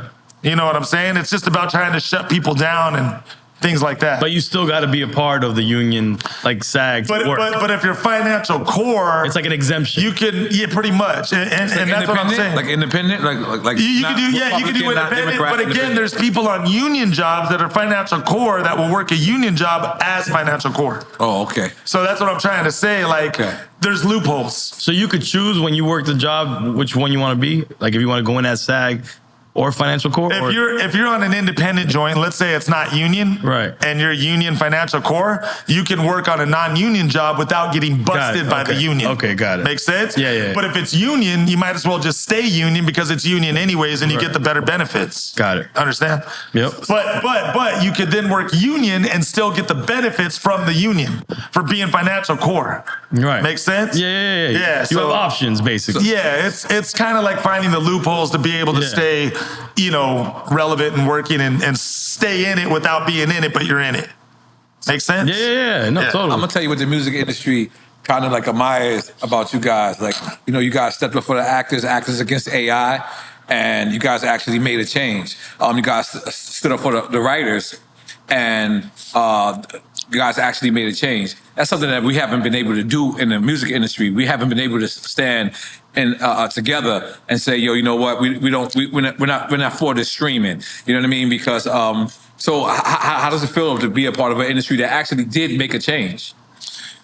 No, it's cool. Like, I think in any industry, you have your pros and cons. Okay. In any industry, there's good and bad. You know what I'm saying? Mm-hmm. And this AI stuff, it's crazy because now I don't even need you to be you in a movie. Yeah. Right. Now I can just computerize you. Yeah. But the problem with that, the reason why a lot of the actors went against that is really, again, what I'm coming back to, which I understand and respect, because, again, this goes so far. This is a whole nother Drink Chat podcast, you know what I'm saying? Yeah, please. Because it goes so far down the rabbit hole, you know what I mean? But the thing is now is we didn't want to sign our rights to AI because basically it's like what they're doing with Bruce Willis. Bruce Willis can't work no more, but you could still see Bruce Willis in a movie as if he was in Die Hard to this day, slap him in a flick. No, has there been one? And he ain't, no, but I'm just saying. Okay, but I think there's word out there that one is coming back. I'll give you an example.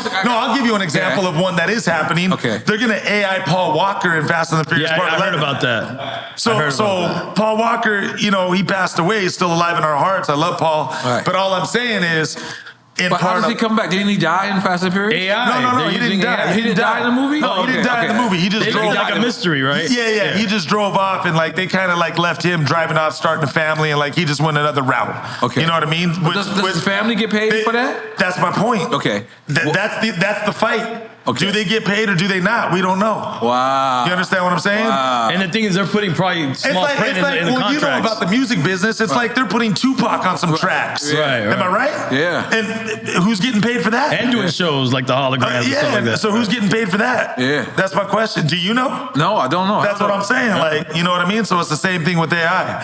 So that's why they fought it, because now it's kind of like I can make a whole movie with Brad Pitt, Tom Cruise, The Rock, Kevin Hart, whoever I want. And they're like, I wasn't even in that flick. Wow. You feel what I'm saying? Wow. I was at home and if they buy your image, like for instance, if you well, that's the thing now too, is they could tweak your image. I could put a mole on your nose. It ain't N.O.R.E. Copyright. It ain't N.O.R.E. because in real life, N.O.R.E. don't got a mole on his nose. But I just put a mole on your nose in this flick. That ain't you. That's a whole nother brother. And now your argument is what's up? No, that's me, clearly. Right. No, it's not. You got a mole. You ain't got a mole. You get what I'm saying? Damn. That's just, it's like what? Like in court, it's the details that jack you up. Right. You know what I'm saying? And it's when you sign the contracts, they're putting it in small print so that they're saying, if we make sequels to this, you signing off the AI on this. Exactly. And you don't even, if you're not reading all that fine print, and or your agents aren't. if you find a way to get over that detail, small, whatever, now it's all in the Mickey Mouse print, you know what I'm saying? It's jacked up. So I don't know, bro. I mean, AI is it's a curse and a blessing at the same time. You know what I'm saying? No matter what. I know. That's the thing that we don't get me started on that page, because we could go down that path too. Well, our show is about giving people their flowers, where they can smell them, their thoughts where they can think them, and their drinks where they can drink them. Oh man.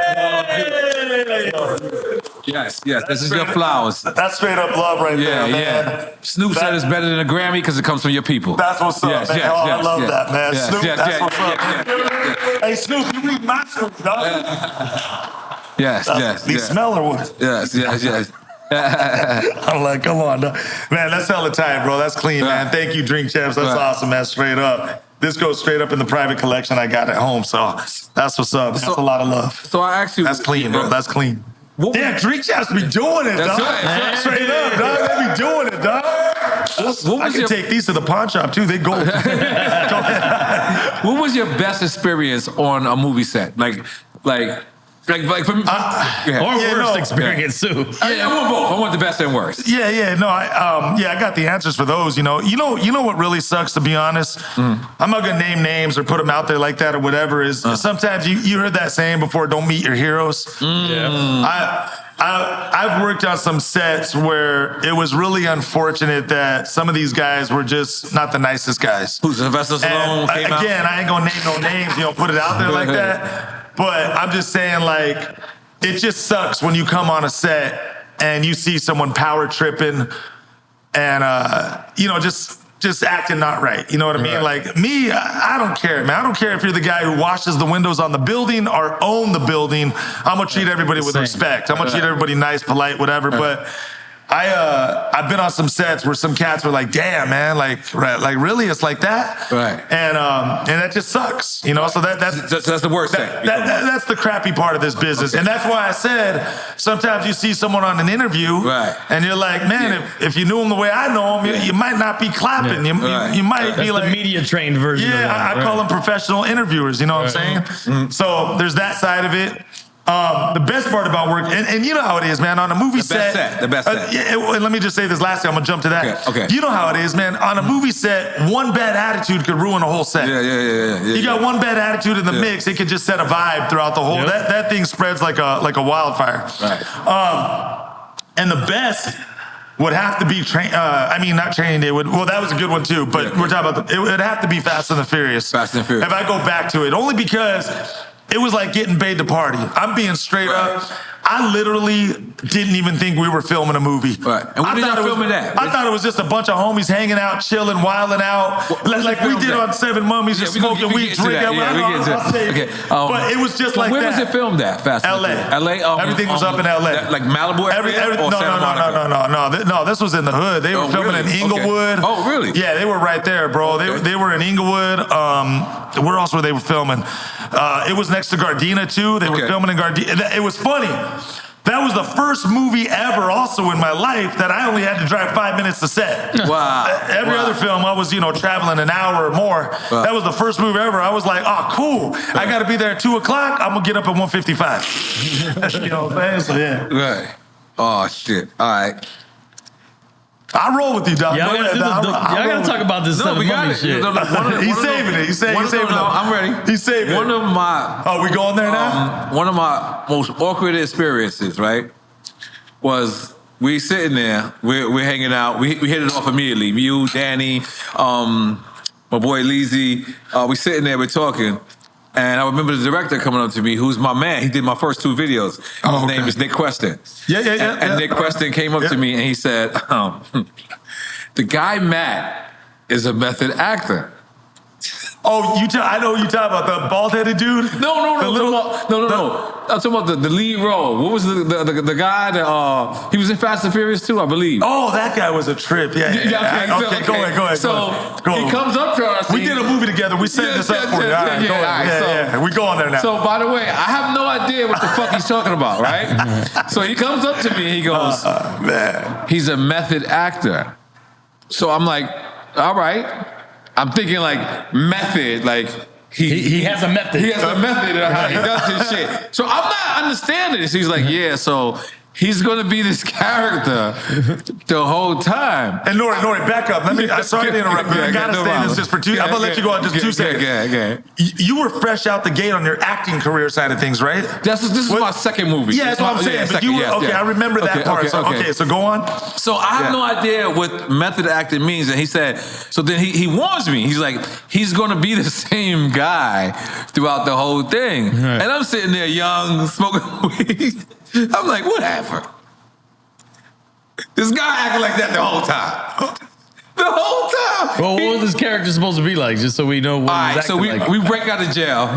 We break out of jail, and I believe because it's the treasure of the 7 mummies. When it comes out, it says 7 mummies.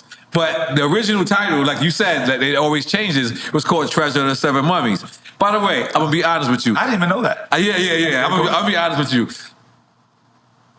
Did I like the actual film? No, right? Not really, right? But that experience was probably one of the best experiences I've ever had. Do you remember Ted Turner?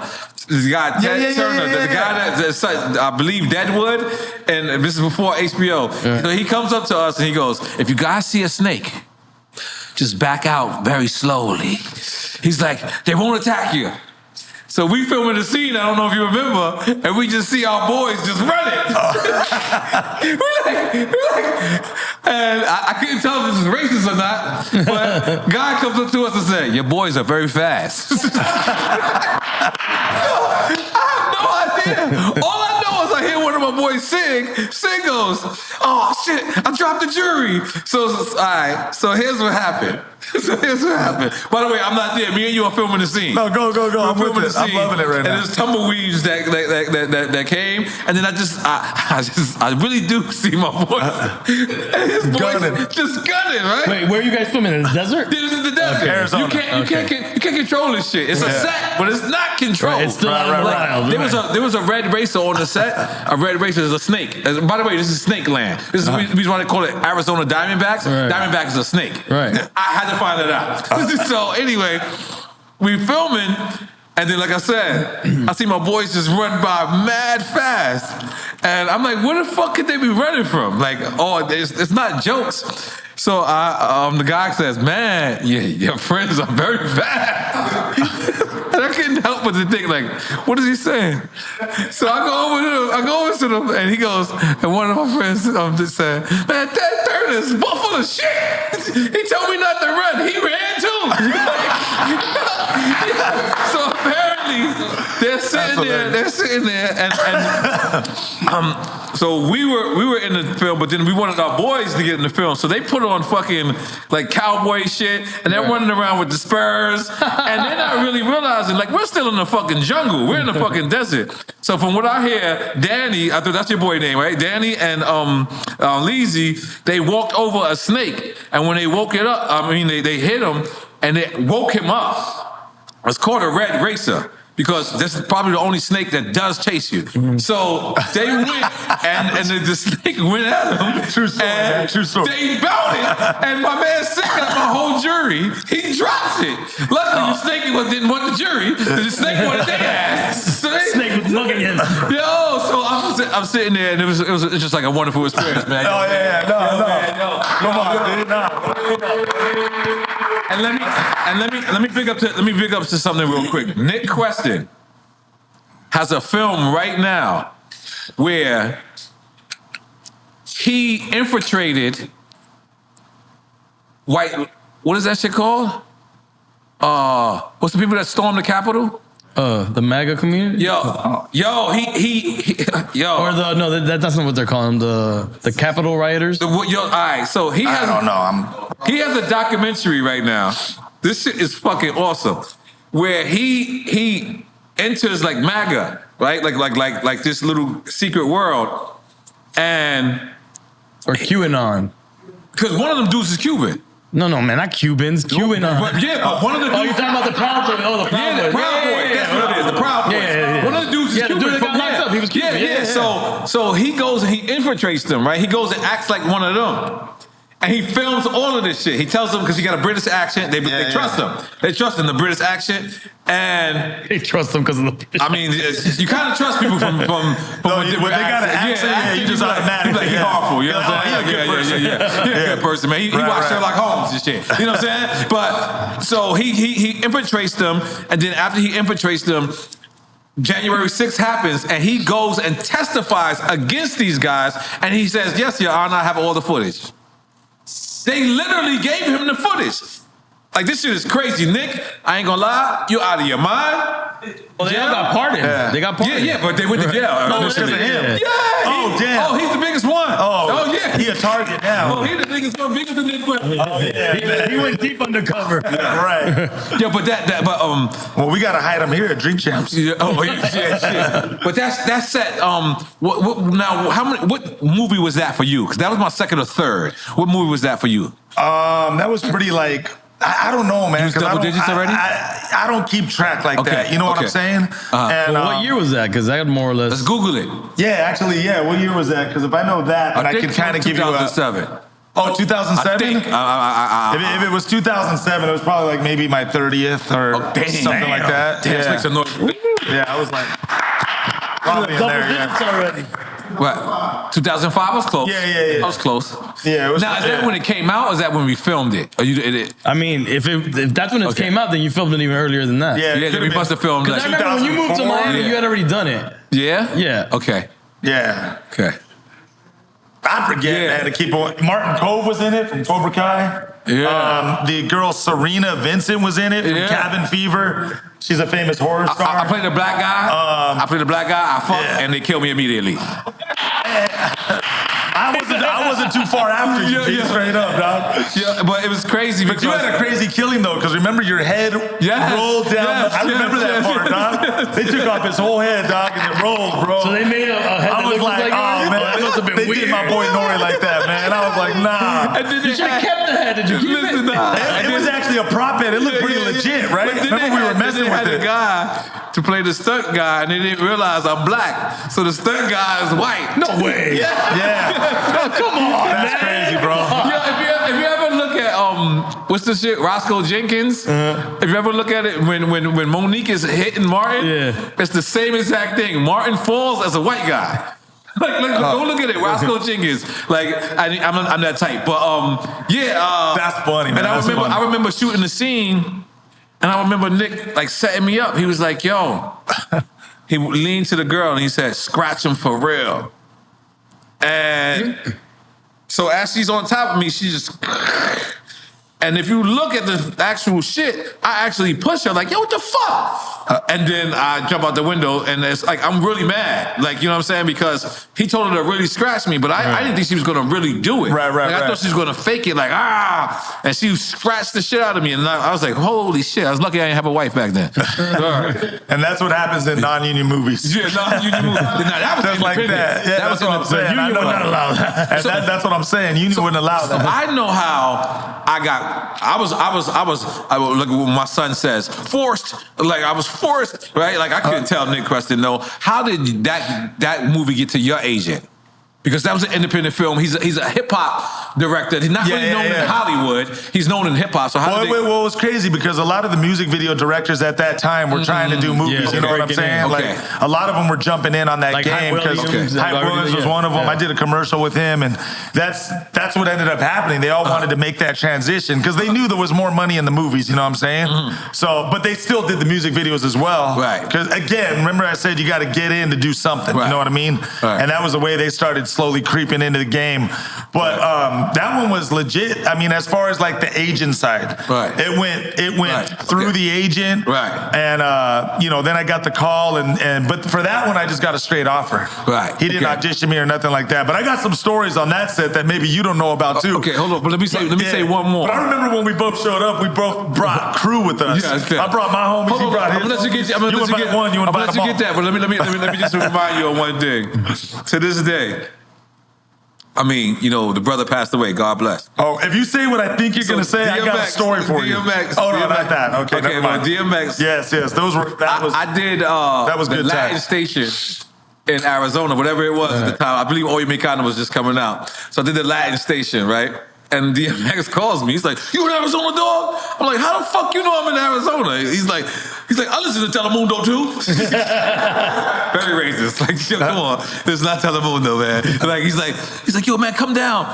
Because I believe we was in Tucson, and I believe he was in Phoenix. Right? I remember we drove over there. Remember we had that hour drive to the van? Yeah. So I remember. Like I'm like, yo, I'm saying something, and that's when the dude finally broke character. Like the lead character, he was like, "Was you talking to DMX?" And I was like, "Yeah," and he was like, and we can go to the barbecue. I was like, I'm gonna rent a van, dog, and we all gonna go. And I was like, so it's like, all right, cool. So we rented a van. We all went down. DMX had a 4-wheeler for each and every one of us, and we went out riding. I fell. My whole shit was messed up. I went back. I was the only one who went back. But here's what's crazy. Gee, I still got the pictures. Okay. Go ahead. Okay, here's what's crazy. So the dude, I believe his name is Matt. I don't know if it wasn't. You should look up the lead role has in the 7 Mummies. I believe it's Matt. It's the same guy from Past One. So so anyway, we get back to the house and everyone is getting in the pool. And Matt just gets undressed and he has a thong on. Oh shit. And DMX just gave it to me. Your man's in there. Yo, your man's in there, man. And like, if you're not from New York, you don't know that because we could diss you right in your face. Oh man. And he was like, yo, your man's in there, man. And everybody is laughing, and he does not catch on. Like he's sitting there swimming, putting his hair back, like he in the Olympics or something. And I'm talking about he gets out. Starts doing that, and then he wants to go back in because they go like, at some point in the night they go, we hunt our own dinner, and I was like, what? And they was like, yeah, we're going to hunt snakes, and I was like, peace. So I stayed back, and Matt got right back in the pool, and with this dog on, and it was crazy. So to this day, God bless, because DMX passed away. He'll still be like, I remember you brought them people to my crib. Your man's in there. And I'll be like, yo, X, man, let that shit go.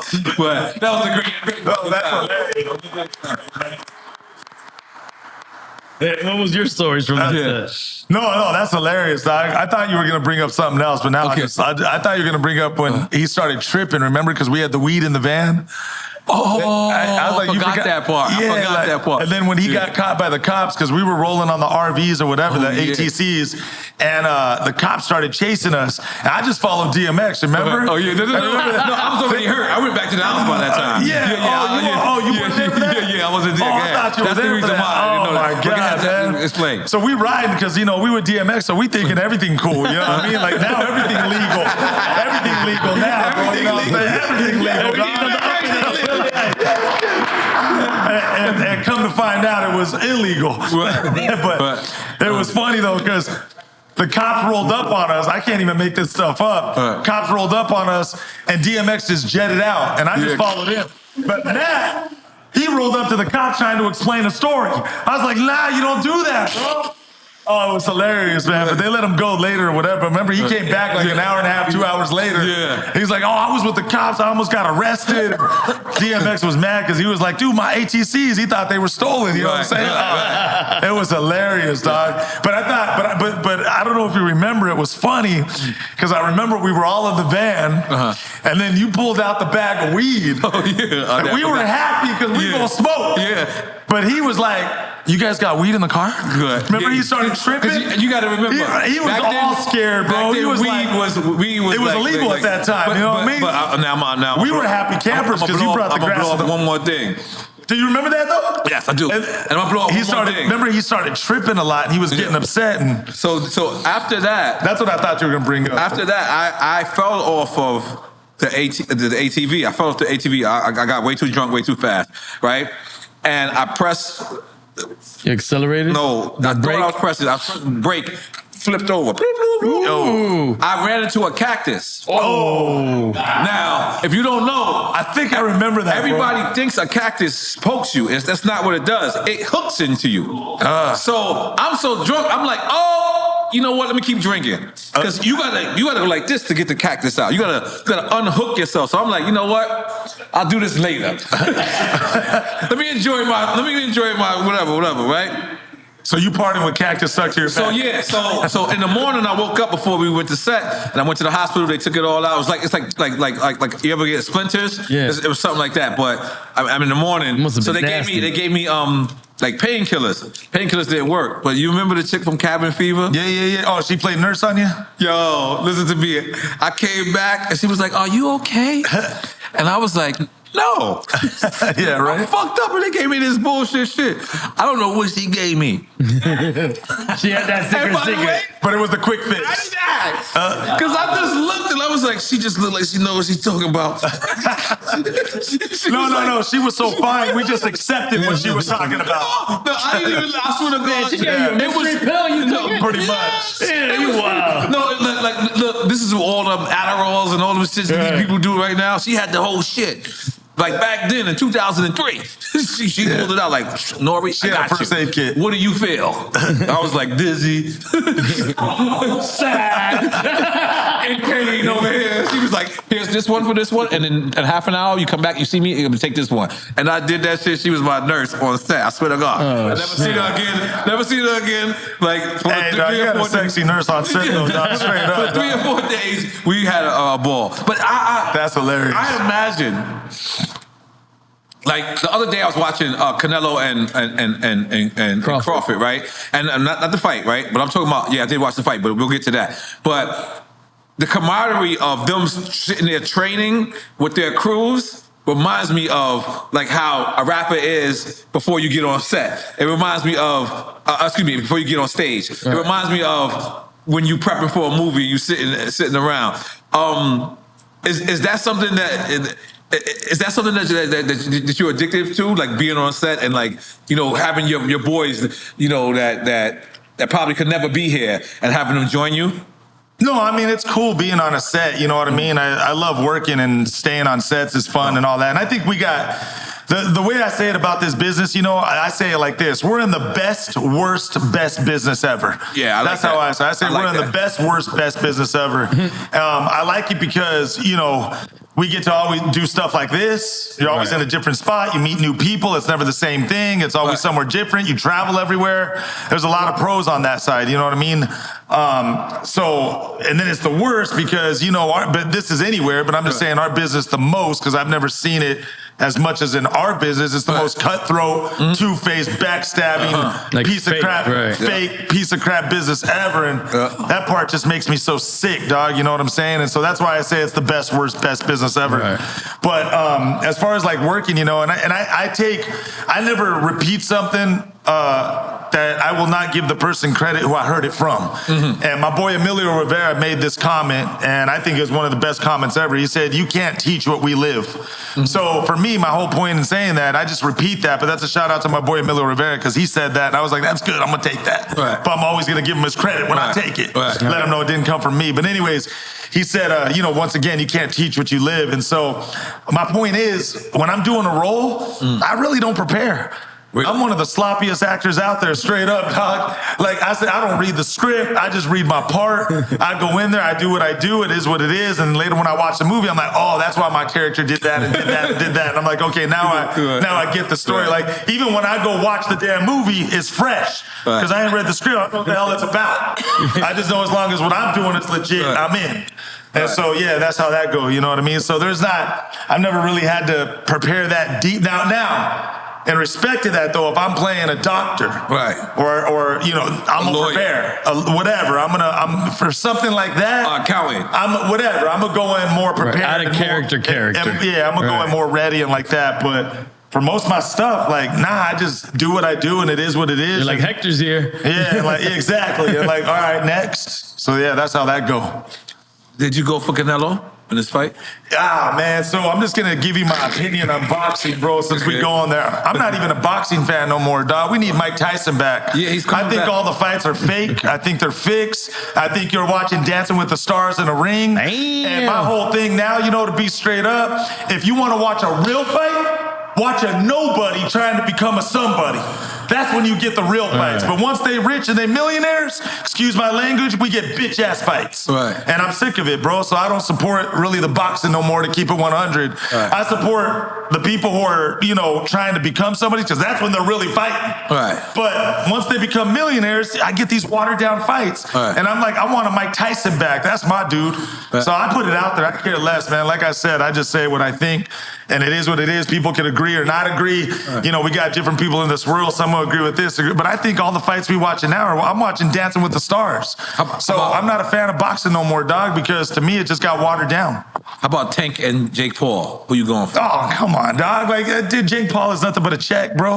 You know what I'm saying? Straight up, dog. So and like, they're getting paid and cool, but you ain't watching the real fight. You watching the show. Yeah, I ain't gonna lie. I like the show, though. Okay, well, then watch the show. If you like it, cool. But I ain't watching the show. I like the circus. I get it, but I'm cool. I'd rather watch a Mike Tyson fight when it was real fighting back in the days. All right. That's just me. There's a couple of... Crawford's a dog, though. I mean, Crawford. Again, man. He did make millions of dollars, though. I'm just saying, man. I just haven't seen a real fight with championship fighters in a long time, in my opinion. Yeah, you should have watched the fight. I feel like MMA took over that realm. A lot of people are critiquing. I didn't give it a chance because some of the other Canelo fights, to me, were not real fights. It was kind of like, come on, dog. Yeah. I mean, I don't think they were punching enough, swinging enough. So I do know a lot of people that are in the boxing world. And, you know, of course you're going to defend it if you're in the boxing world. So I'm talking from an outsider looking in. Mm-hmm. But I believe when we got our best fights, once again, were the Mike Tyson days. But this is what Homeboy said, and I'm not going to name his name, but he said this. He said, man, you got to understand, man, like when we boxing, that hurts. When you get punched a lot, you get hit a lot, and we in a ring, and we fighting. It's like an NFL football player. The reason why they run to the side is because when you get tackled so much, there's a point where if you can avoid a tackle, you avoid a tackle. You feel what I'm saying? So the boxer, that's how he kind of explained it. So a boxer does the same thing. But I think sometimes because it's like when homies go into the ring, man, I like when they go for them quick knockouts and they're swinging. You know what I mean? And even on some of the last, like the 10th, 11th, and 12th ring, even then, you don't see all the swinging and punching. I'm like, at some point, go at it. This fight was it. Was it? Was it? Well, the reason why I didn't give it a chance is because I got tired of the fights before. So maybe now, I love all the fights. Well, maybe I go back and watch it. All the fights before that, you talking about on Netflix? No, I'm talking about the fights before. Canelo's I'm talking about the fights before. I believe were watered down. You know what I mean? In my opinion. Now, you the first Mexican I ever heard say that. Everybody, because most people will say what they need to say to be liked and loved, and a lot of people don't speak their real mind because they're afraid of being hated on or an outcast. I say it like it is. I tell people like this, man. You're gonna like me. You're gonna hate me for two reasons. One, I tell you the truth and you can't handle it, or two, you just came up with your own story on why you hate me. But I'm not gonna lie or flavor stuff up to accommodate the world of how I think. No, because Canelo fans is like Trump fans. You can't convince them. Like they still think that he won. He lost. Well, like I said earlier, the voting I believe is rigged. You know what I'm saying? I believe they already know who's gonna. And there's a documentary. If you want to get deep on it, there's a documentary that exposes the voting, and it's called "Facism to Freedom." No, I've never heard of this. If you ever, I'm gonna text it to you. Text it to the whole camp. Yes. It's called "Facism to Freedom," and basically what it says, like, if the vote is not paper counted on a computer, it could be flipped 51-49. It's very easy to flip it on a computer. So it goes down the rabbit hole of how and what, but then even if it's paper counted, who do you trust to do that? And even if it's legit, the electoral system is all fucked. And that's why, once again, I say, if you're not personally involved yourself, what do you honestly really know other than what was told and presented to you? You don't know jack diddly squat. You guys know the N of Drink Champs because you win it. That's right. So you know the real of the real here. That's right. And when someone else talks on Drink Champs or whatever, they don't know what the hell they're talking about, and you like, oh, come on, they don't know what they're saying because they ain't in it. You feel what I'm saying? So it just is what it is. So I'm not gonna say something to be liked. I'm gonna say what I say, and I'm gonna be either liked or not liked for how I think or what I said. And it'll be what it is. What's your favorite sport? I like basketball, football. Baseball's cool to watch live, but not on TV, in my opinion. And the game, in the game, when you go to the game, it's cool. That's what I'm saying. When it's just some sports are made for live, not on TV. Like ice hockey, I was never an ice hockey fan until I watched a game live. I saw when they fight. that's what I'm saying. I saw my first game live, and I was like, "Damn, ice hockey is on, bro! It's on and cracking." And then I became a fan when I saw it live. I didn't really care about ice hockey until I saw a game live. then I was like, then I became an ice hockey fan. You feel me? So if someone was to call you for a sports role, what would you prefer? Soccer. Soccer? Yeah, just because I'm a good soccer player. Really? So yeah, I'm Mexican, man. I didn't figure that. For some reason, I knew you was going to say soccer. He's like, I knew that one. Yo, I ain't gonna lie. I knew that one, right? No, I didn't think he was gonna say soccer. I knew it. No. Soccer's my game. Because you dog. actually Straight play up. soccer? Yeah. Oh, okay. Yeah, so I love playing soccer. Okay. Yeah, and just to make this clear too, I want to put this on real quick. There's no hate on Canelo or any of this stuff. There's no hate on anybody. No, All I'm saying is, I just believe, excuse my language, that nowadays we get bitch ass fights, Right. and I'm just sick of it. So I don't support it. So until I get some real boxers back in the ring, then I'll jump back on it. Because I'm a boxing fan. Right. I love boxing, bro. Right. Straight up, man. Like, Right. ask me anything about the Tyson's fight, Holyfield, Right. you know, all the old people, George Foreman, whoever you want to bring up, Ali, like, all day long. I'm a legit boxing fan. But some of the boxing matches we have nowadays are just bitch-ass fights, and I'm like, nah. Yo, let's get rid of these bitch-ass fights. Like, I'm just like, nah, let's put some should real be a boxing t-shirt. back on Yo. the... But, you know, hey. Well, that's- Dana White look like he's doing good to me. I'm just saying. I'm looks just like saying he- what I'm saying. It is what it is. Yeah. Hate me or love me for what I said, but it's all good. We got a quick time. Let's do some. So All get right. some drinkers in here for them. For All the, right. Yeah, you want to pick a drinker? Well, what's a quick time? What's that? It's a drinking drinking but game you we usually gotta play. drink. Okay. But I mean, we just ask you questions. It helps with bringing up stuff. Oh, got you. Nobody's drinking. You sure? Come on, who's Charlie left already? I'm from LA. Let's get the Los Angeles guy out. He representing Los Angeles, bro. Let's get him in here, dog. All day, right? Paul, sit down. I'm gonna go to bathroom. Come on, player. While you figure it out. I'm like, yeah, he representing. Let's go. He's on medication. All right, I guess you're drinking for both of them. Huh? Yeah, I'm just gonna drink from the cup. No, not shot. All right. Where'd y'all send it to? Pero qué estamos haciendo aquí? Okay, you ready? But let me explain the rules. Okay, yeah. So it's basically like Go ahead. we're gonna give you two choices. Okay.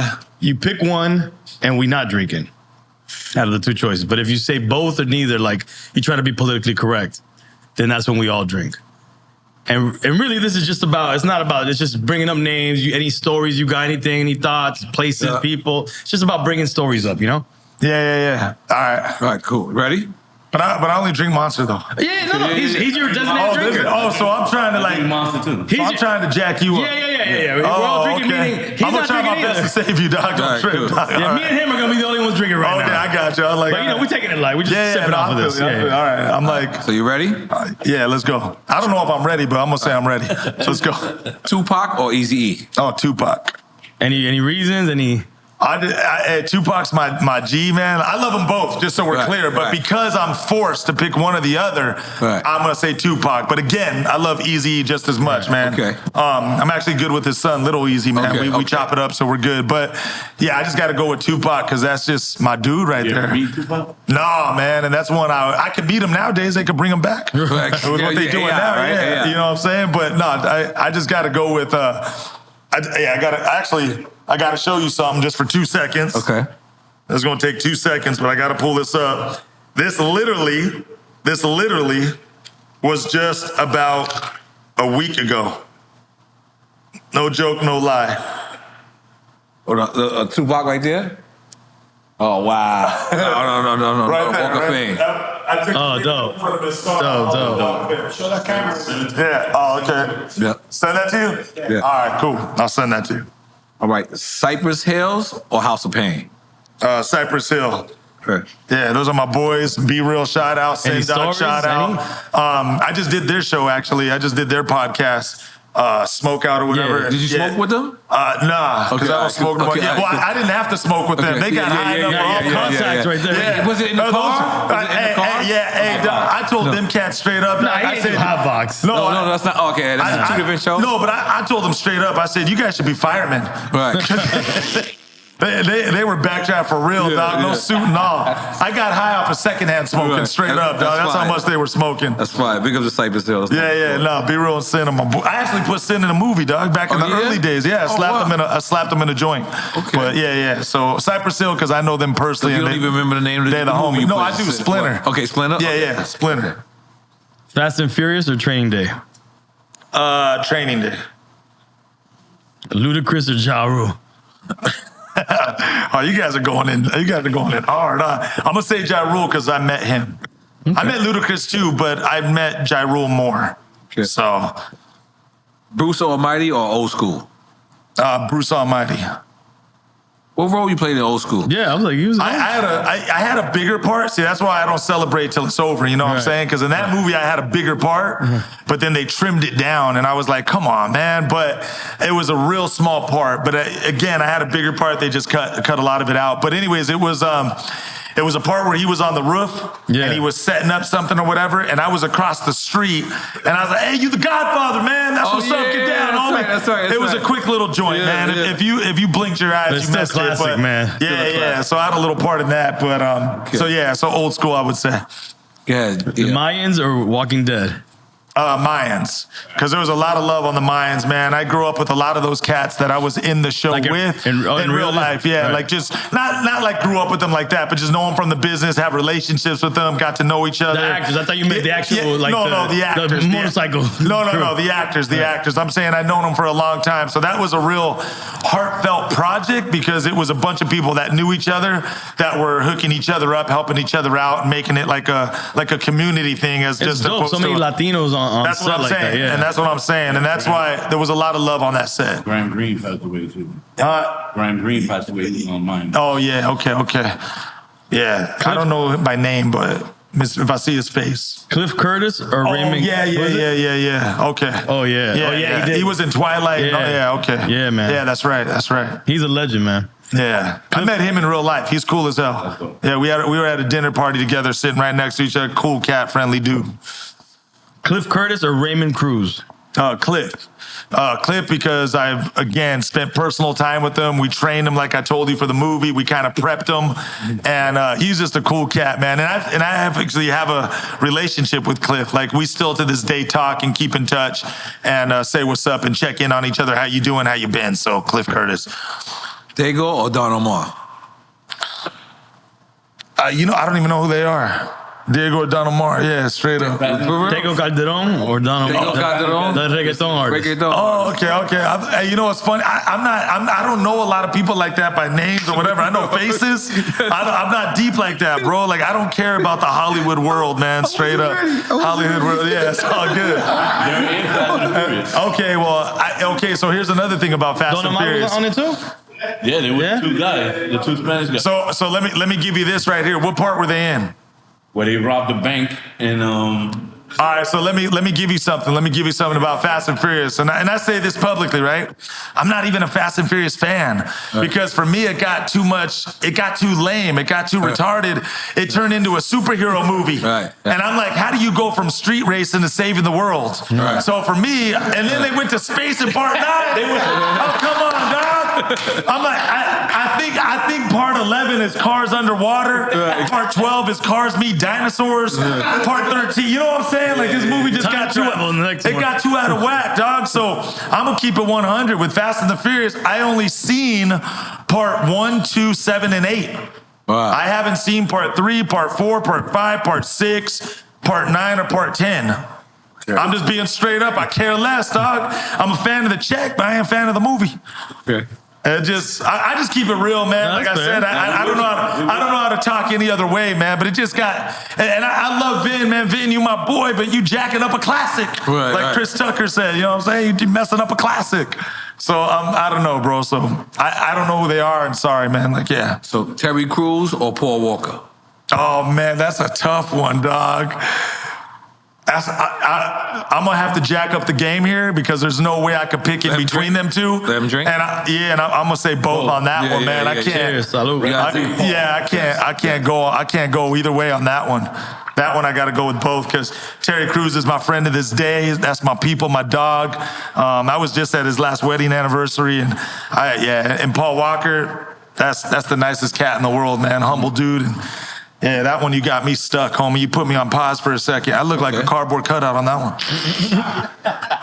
one. Malibu's Most Wanted or The Animal? Oh, Malibu's, because Malibu's, I had a bigger part. Okay. It was a funner movie. I thought it was a lot more funnier than The Animal. Didn't you have a shootout? We had a shootout scene in that joint. Yeah, we came back and got our revenge. We got to get our lick. Homie girl home at the club. Yeah. So that movie's hilarious. Yeah, that movie's comedy, bro. Like I said, I hope part 2 flies. You know what I'm saying? Right. I want to be in part 2. I'll make a call, bro. Drink Champs needs to be a part of it. I'm talking to Jamie Kenny. Tell him we'll interview. I'm putting in word for you, He's dog. a gangster rapper, right? Isn't that? So he got to come on Drink Champs. That's hard. That's hard. N.O.R.E, let's make our own movie, dog. Go, Come baby. on, I've player. been ready. Come on, G. The Rock or John Cena? I'm gonna go with The Rock. Because I don't know him personally. I met him before a couple times, and every time I met him, he was a very nice, humble cat. You know, he's a gentleman, man, and so I got to give Rock his props. You know what I'm saying? All day long. Okay. Dr. Dre or Snoop Dogg? And I say The Rock because I met him. I never met John Cena, so I don't know, but yeah, The Rock all day, man. And I took a couple pictures with The Rock, and got love for you, Rock. What's up? Dr. Dre or Snoop Dogg? Oh, man, that's another tough one, bro. You're going to have to drink on that one, bro. Yeah. Dr. Dre, cool. You know Dr. Dre, man, we go way back. I don't know if you guys know this. I'm going to drop one on you right here. He put me in his Guilty Conscience video with him and Eminem. Yeah. So I was Eddie in the video when it says, meet Eddie, about to rob a liquor store. And on his way in. Yeah. So I was Eddie in that joint, bro. Why you was keeping that from us, man? I was grateful to be brought up. So yeah, Dr. Dre. Eddie too. Dr. Dre slapped me. See, you ain't just Hector. I know, right? Yeah, that was at the birth of the career. You know what I'm saying? So that one I got to go with what they're saying. But yeah, man, I was Eddie in that joint, and Dr. Dre flew me out to New York. Wow. I came out there for the awards. I believe it was 1999 or 2000, the Billboard Music Awards. Wow. And I was the one standing on stage, and they were dancing around me doing the rap, bro. He flew me all the way out there just to stand. Dope. Wow. Yeah, bro. So I was like, whatever. He paid my rent that month, so it was cool. But yeah, man. So I got to give props to Dre, man. Where props where props are due. I got a side one from this. Yeah. Blood in, blood out, or American Me? American Me? Oh, blood in, blood out all day long, man. American Me was one of the ones that violated a lot of. They said blood in, blood out kept. Yeah. And blood in, blood Kept out to the code. all day long, yeah.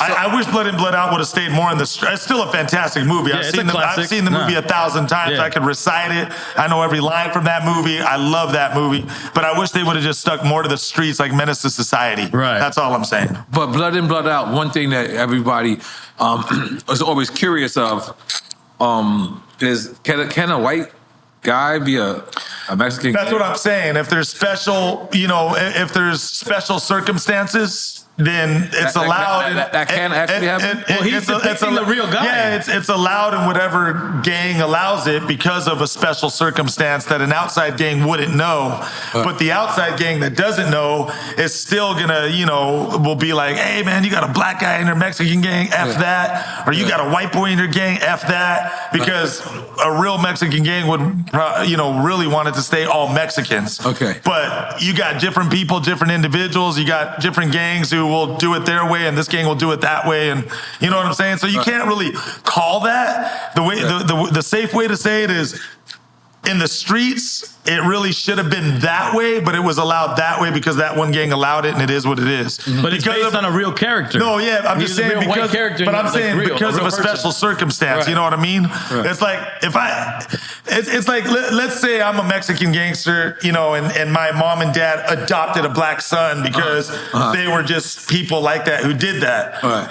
I ain't gonna deny you now when we're teenagers. Especially if y'all grew up together and now, that's what I'm saying. And you part of the neighborhood. To him, he's not even black. To him, he's Mexican. That's what I'm saying. And there, it's kind of like, what, black or not, you in this Mexican gang because you grew up with us. So we just gonna, let you in. It's like a dog who was raised by a lion. If a dog is raised by a lion, there you go. That dog actually thinks it's a lion. And look at another dog and be like, who the fuck are you? You know what I'm saying? Yeah, exactly. There you go.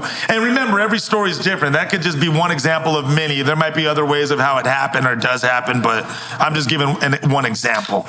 And the crazy shit is, American Me used to be one of my favorite movies, right? And then when I seen how like people was frowning upon it because I guess it was almost too real. If that movie comes on, I'm still scared.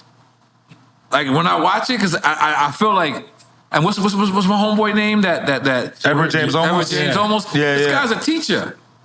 But I believed him. I believed when he got stabbed. What do you mean he's a teacher? What do you mean? No, you're talking about like in other movies. Stand By Me. Yeah. Stand By Me. No, Oh, not Stand By Me. I'm sorry. Stand and Deliver. Stand and Deliver. I was giving you a multiple choice. Hold up, dog. I was giving you an A or B. Yeah, Which is hold on, another dog. true story. Yeah. But so for a person that's an outsider that's looking in, was that movie really depicting things that shouldn't have been? Yeah, there was a lot of parts in there that were real. And you got to remember, after that movie came out, that's when they overturned. Didn't they kill the director? Well, A lot of people died. A lot of people died in that movie. You know what I'm saying? Wait, that were behind the scenes. Yeah, a lot of that people were died. There's a documentary exposing. about it. It's ill. Yeah, it was people that were exposing what they shouldn't have exposed. Yeah. Okay, and it made it. Sorry for cutting you off. No, but go like, ahead. Like for instance, what's this shit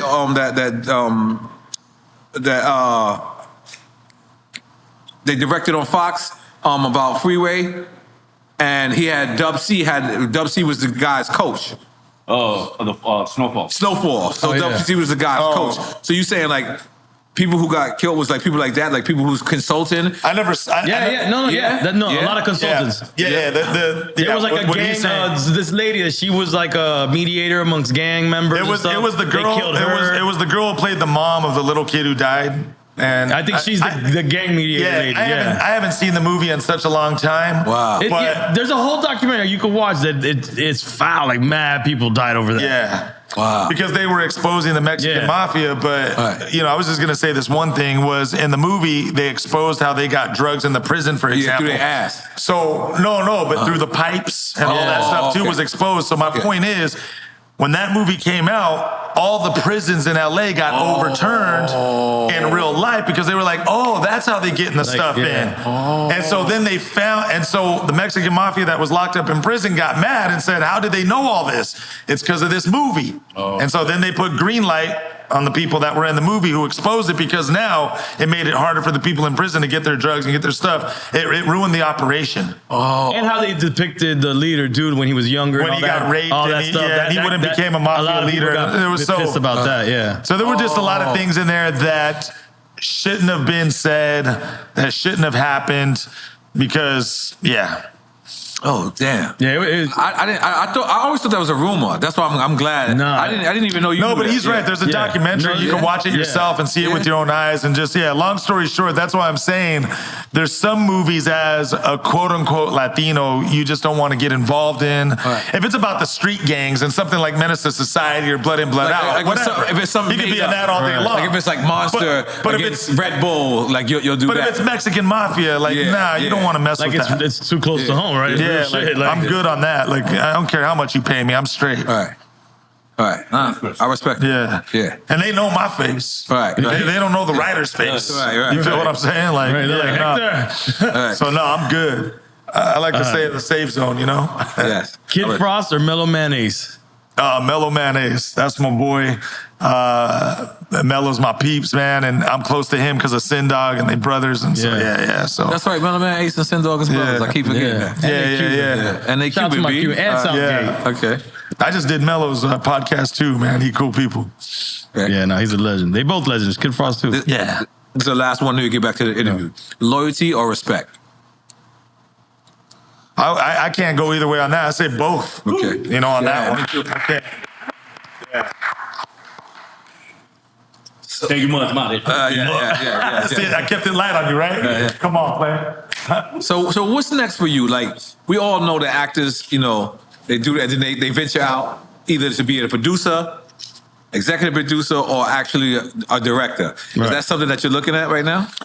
Yeah, right now we started a company called Entangled Entertainment, and so now we're starting to make our own movies and do our own flicks. And right now we're working on one, man. We're trying to do a Mexican version of Friday.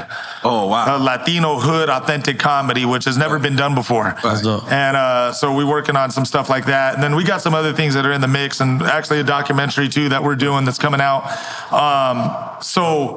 And like I said, it goes back to, if no one gives you the opportunity, create the opportunity for yourself. You know what I'm saying? And so I always tell people, you know, there's two ways to make it happen. Someone could put you in that position, or you put yourself in that position. You know what I'm saying? And so long story short, I love acting, but I'm actually having fun now too, doing the producing side of it and the directing side of it, creating the content. So you have been producing and directing. Instead of being part of someone else's content. You know, it's always fun to do your own, you know what I'm saying? So yeah, I got my hands in a couple things right now.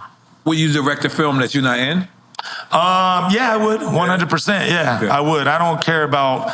I got into this business on accident. I was right place, right time, and here I am today. You know what I'm saying? I don't care about the fame side of it, this, that, or whatever. As you see, a lot of my films, some films I do cameos, some films I do supporting roles, some films I'm the star of. I care less, man. You know what I mean? Just to be in it, period, to me is a blessing. You know, my manager made a joke one time, which is a joke but not a joke. He said, it's when they stop calling you, that's when you got to worry. So thank God my phone's still ringing. Goddamn. You know what I'm saying? Who's your favorite actor? Man, I've been blessed, man. Like I said, I've worked with a lot of greats. I've got to work with Clint Eastwood, Mel Gibson. All right, so I'm just going to say. I don't know what you're about to say, but it looks very interesting. No, your face expression. I'm gonna put it out there, dog. So let's go. Here's what I hate about a lot of Latinos in the business. Now, because of social media, a lot of Latinos want to come out and say, oh, I was always about the Latino people. I was always in for them. I always wanted the Latino people to rise. And you know where my proof is at? No, you didn't. Because if you were always in it for the Latinos, where are our movies from 20 years ago when you had the power to change the game? See, back in the early days, you can name off 50 black movie stars and 50 white movie stars, but when it came to Latinos, you can only name off 10 or less. But now, because of social media, and we cannot be ignored, now they all want to come out and act like, oh, I was always about my Latino people. No, you weren't. Because if you were, why didn't you put us on the map a lot earlier? You feel what I'm saying? Now, I know in any race, black, white, Mexican, Asian, UFO, pink, red, purple, blue, because I want to put it all out there in case I mess someone. There's two-faced backstabbing in any race, period. Yes. But the blacks support each other, and you guys rise, man. You know what I mean? When there's a black movie premiere, sports players go to the movie premiere, the people that are singers go to the movie premiere, rappers go to the movie premiere, the people that were in the movie go to the movie premiere. But when there's a Latino movie premiere, the only people who are a part of that film go to the movie premiere. You don't get the outside going, you feel me? So now, because... Abuela don't go? I'm saying he'd be funny. But I'm saying, like, I think he's trying to say you need more than Abuela to show up. Yeah. Like, I'm just making a point, though, that like now, because of social media, there's a lot of Latinos in the business now that are doing that with other Latinos to make it look like, nah, it was always about you guys. Right. No, you weren't. Because if you were about us, where are our projects from years ago when you had the power to do something and change a game? Right. You get what I'm saying? So to me, it just disgusts me nowadays how fake people are. And it just makes me sick, bro. And that's why I sit there and I look at some of these people and I laugh. Because I'm like, nah, man. What you're forgetting is the world don't know you personally, but I know you personally, and you a liar. You a piece of crap. God damn it. You know what I'm saying? And so that's why I just laugh at the game, bro, and how fake it is. And it's just so sad and pathetic to me how people will accommodate or do whatever they do just to get a check, bro.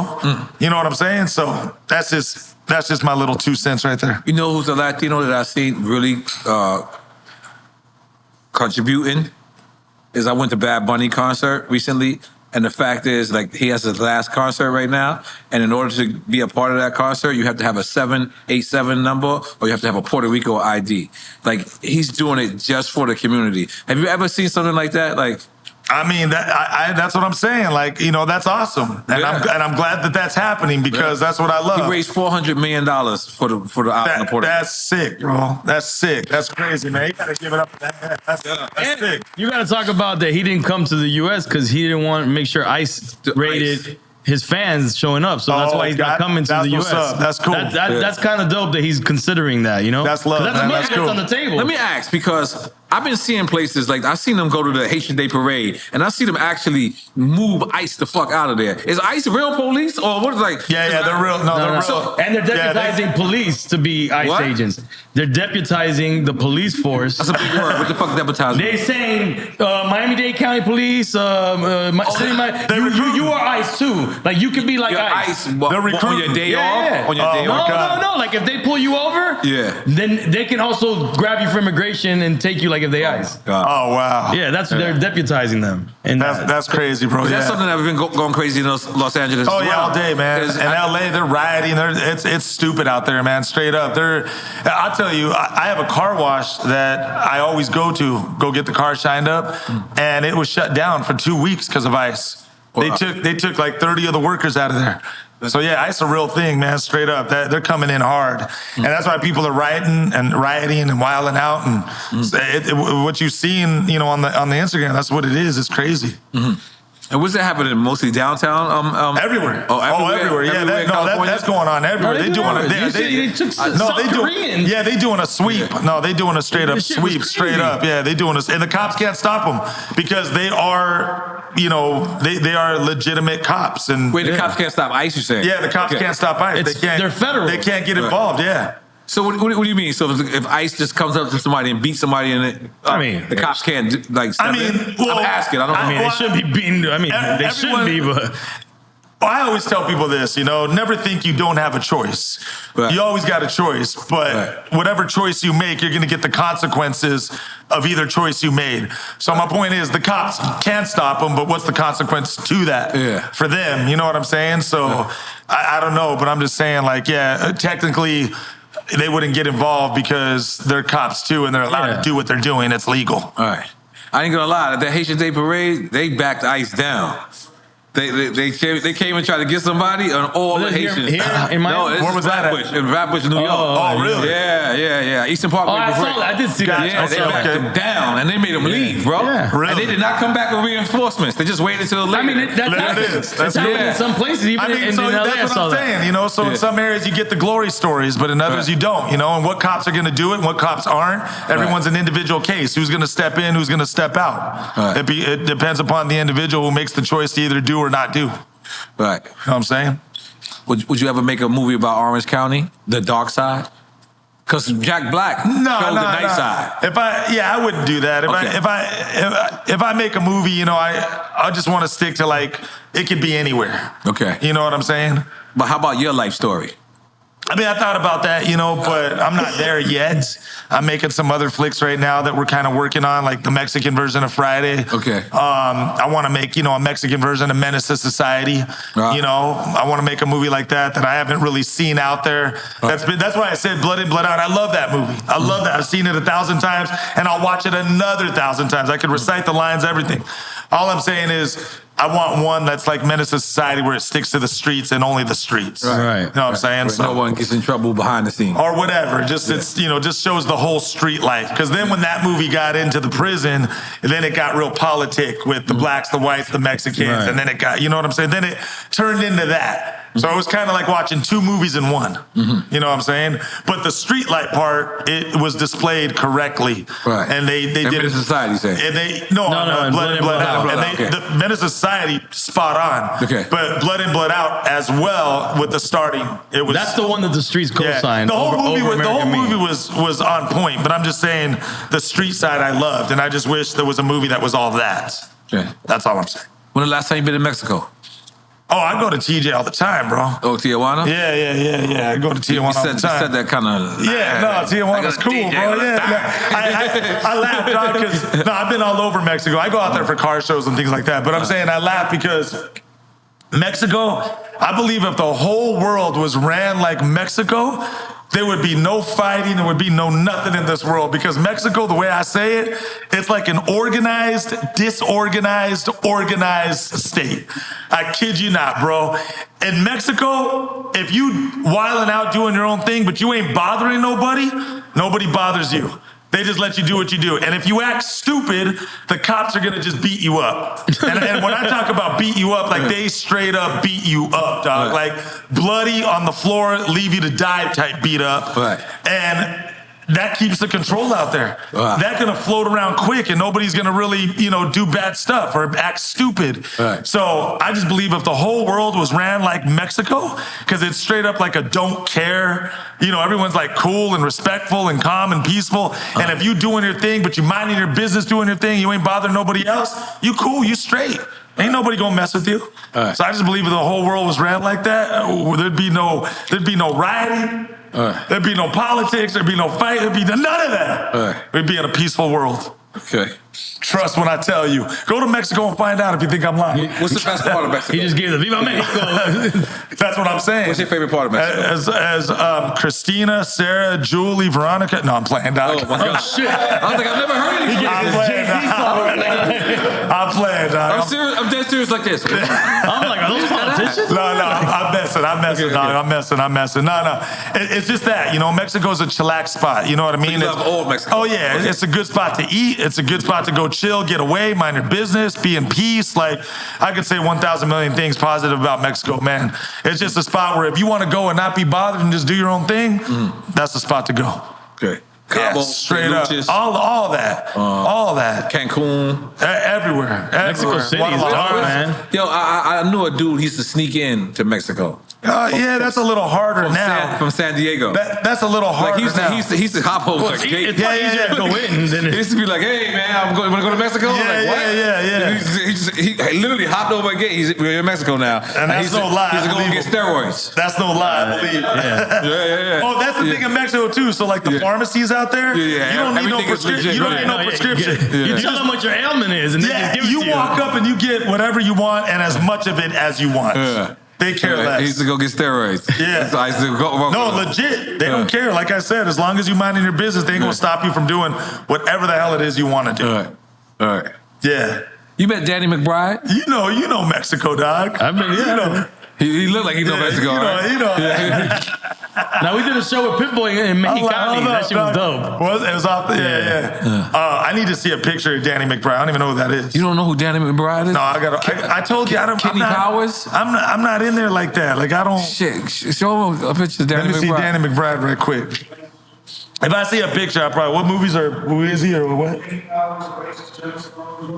Man, shit. Yeah, Vice President here. Just show him a picture. Because Kanye Now you West. definitely know who this is. Oh, okay. Right now it's not hitting. Right now it's not Kanye hitting. West said he wants him to play him in the movie. That's Oh, the is that reason why I right? wanted to No, dead serious. Nigga. Are you the one making that movie? That's awesome, though. I think that's awesome. I actually think it's awesome. I think that's genius. I think Have you ever had Kanye West on the show? Yeah, twice. Yeah. Twice. I want to meet him low key. Now he's a good, Okay, a good him. person to Oh, let me see person. the pic. Oh, you guys do it like that? Nah, I don't know who that is. I'm straight up. Holy shit. Nah. Yo, I don't. You really is Hollywood. You gotta show him another picture. That's the wrong picture. This is the same guy. Yeah, but Yeah. I don't know. Yeah, straight up. What's funny, man, is like I'm in the game like that, but I don't care about like and you know I know because we had that personal connect. And, you know, we I don't know if you remember too. I'm gonna throw one at you if you remember this. Do you remember the photo shoot we did for the clothing line? Oh, what Did you clothing forget line about was that? But you remember that though? Yeah, Blanco. what was that? Echo? Was it Blanco? I think it was No, Blanco. was it Echo? It was Echo. It might have been Echo. No, was it It was. I Hey, got you got Google us? not I Echo? got it here on the phone. The name of the clothing line. Okay. I got Was it it here on the phone. Escobar? Hold on. No, I mean Esco. Was it Esco? I don't remember. It was Blanco. It was Blanco clothing. Yeah. Isn't that under Esco? We did a photo shoot. Okay. Yeah, we did a photo shoot that's for right. Blanco That's right. clothing. In New York. Yeah. So, and then I know we stayed connected here and there on the phone. Yeah. And, you know, But you really go home check and you in don't with look each at other. movies. I'm telling you straight up, dog. that's I don't crazy, care yo. to watch TV. I can't even go to sleep without I watching respect, TV. you know, whatever, but I just don't care who's who and what's what. Like I said, I'm still watching the movies I grew up on, man. I'm still watching Indiana Jones and, you know, the good movies from back in the days, dog. Tell me in all honesty, when is the last time you went to a movie theater, honest to God, and caught a good flick? And anyone can answer this. Like straight up, like Lego. Superman, the new Superman was all right. Yeah, all right. Well, we got one there, but 1 out of 10. I'm just going to deal with my kids, so I'm just watching kid movies. Yeah, I went to see the Lego movie that I'm in. I'm just saying, That movie was great. I don't watch TV hard like that. Were you in the Lego flick? Yeah, I'm in the Lego You're flick. one of the voices out there? Yeah. Oh, One of the characters. I'm Yeah, one of the characters. I'm going to watch it just because of that. Yeah. No, it's really good. It's really good. Okay, there you go. It's Pharrell's documentary, but in Lego. God, Yeah, okay, yeah, all right. yeah, I'm yeah. just saying, a lot of the new stuff is whack, man. New generation stuff ain't catching me. Right. That's all I'm saying. I'm still an old school cat. I like my old flicks. You know what I mean? So you talked about doing a comedy. You talked about doing a street movie. Would you ever direct your own horror movie? And if so, what would it be about? Yeah, I would do a horror movie. I got a couple running in my head, but I don't want to say that public to Okay, keep you don't it have real to. with you. But You don't have to. I would direct a horror movie. I would direct anything that makes sense at the time and that I think would be a good flick. I want quality over quantity. That's why I like, Quentin Tarantino, for example, he's only did like 10 or less movies in his life. Right. Because he believes in quality over quantity, and 85% of the time you go watch a Quentin Tarantino film, you know that you're going to get a good product.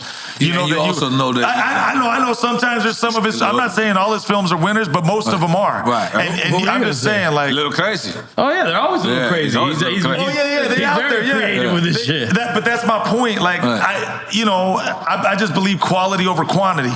So for me, straight up, if I'm reading a script or there's a movie that I don't believe is either going to take off or do good, I'd rather not mess with it. Right.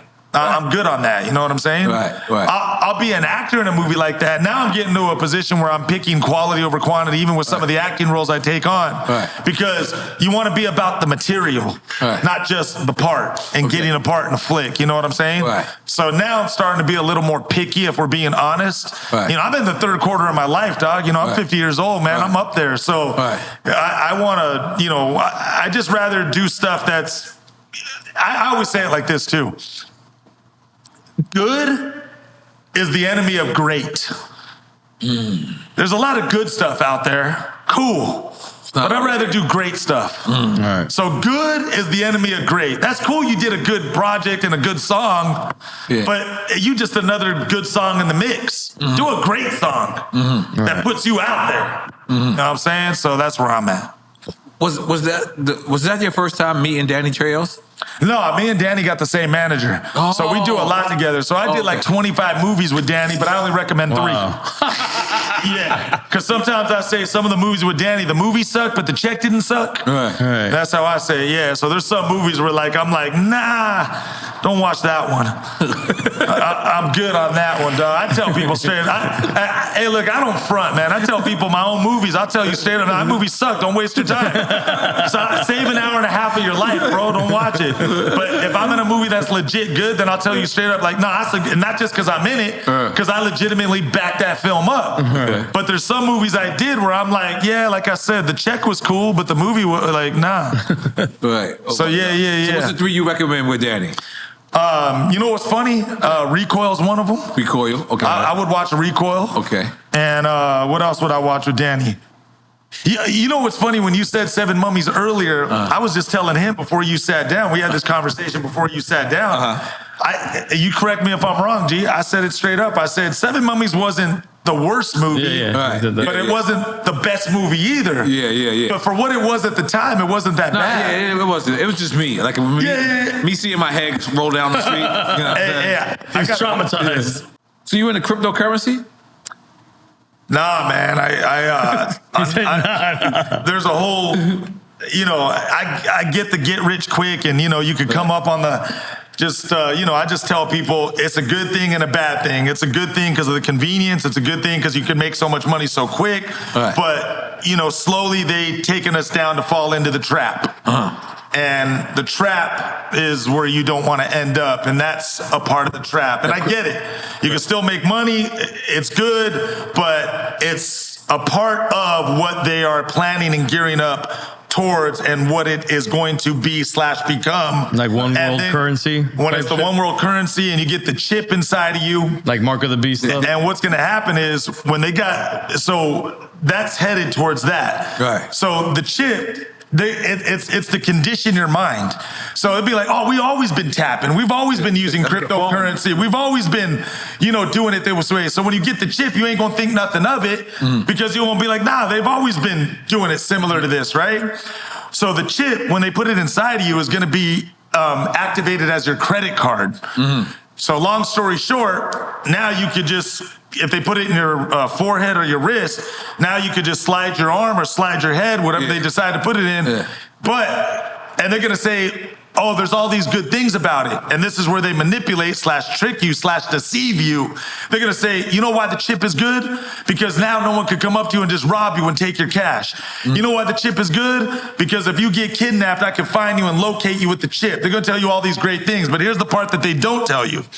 If you do not comply with the government, and you do not do what the government says, all they got to do is simply turn that chip off. And now your credit card don't work, and now you can't even go to Carl's Jr. and get a cheeseburger.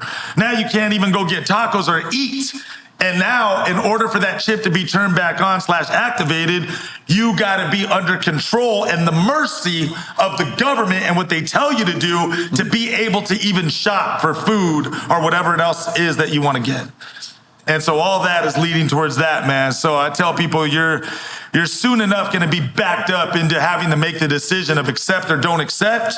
But when it comes down to it, and people always, and that's how they control you. And people always say, oh, they got you control on your phone. No, they don't. Because I could take this phone, I could throw it in a river, and you no longer got anything on me physically. But once they put that in you physically, now you're under control because that's your credit card, that's your currency, that's your money, that's your whole damn life right there. Right. And again, a lot of this is exposed. You guys can watch the documentary with your own eyes. And to go one step farther, respectfully, it's all in the Bible. Right. It's all in Revelations. It's right there in black print. Right. So all I'm saying is, but if you want to see some current, watch America Faces into Freedom, you'll get a wake-up call right there, and it shows you how and why this is happening, because this is all leading up to the one world government, the one world currency.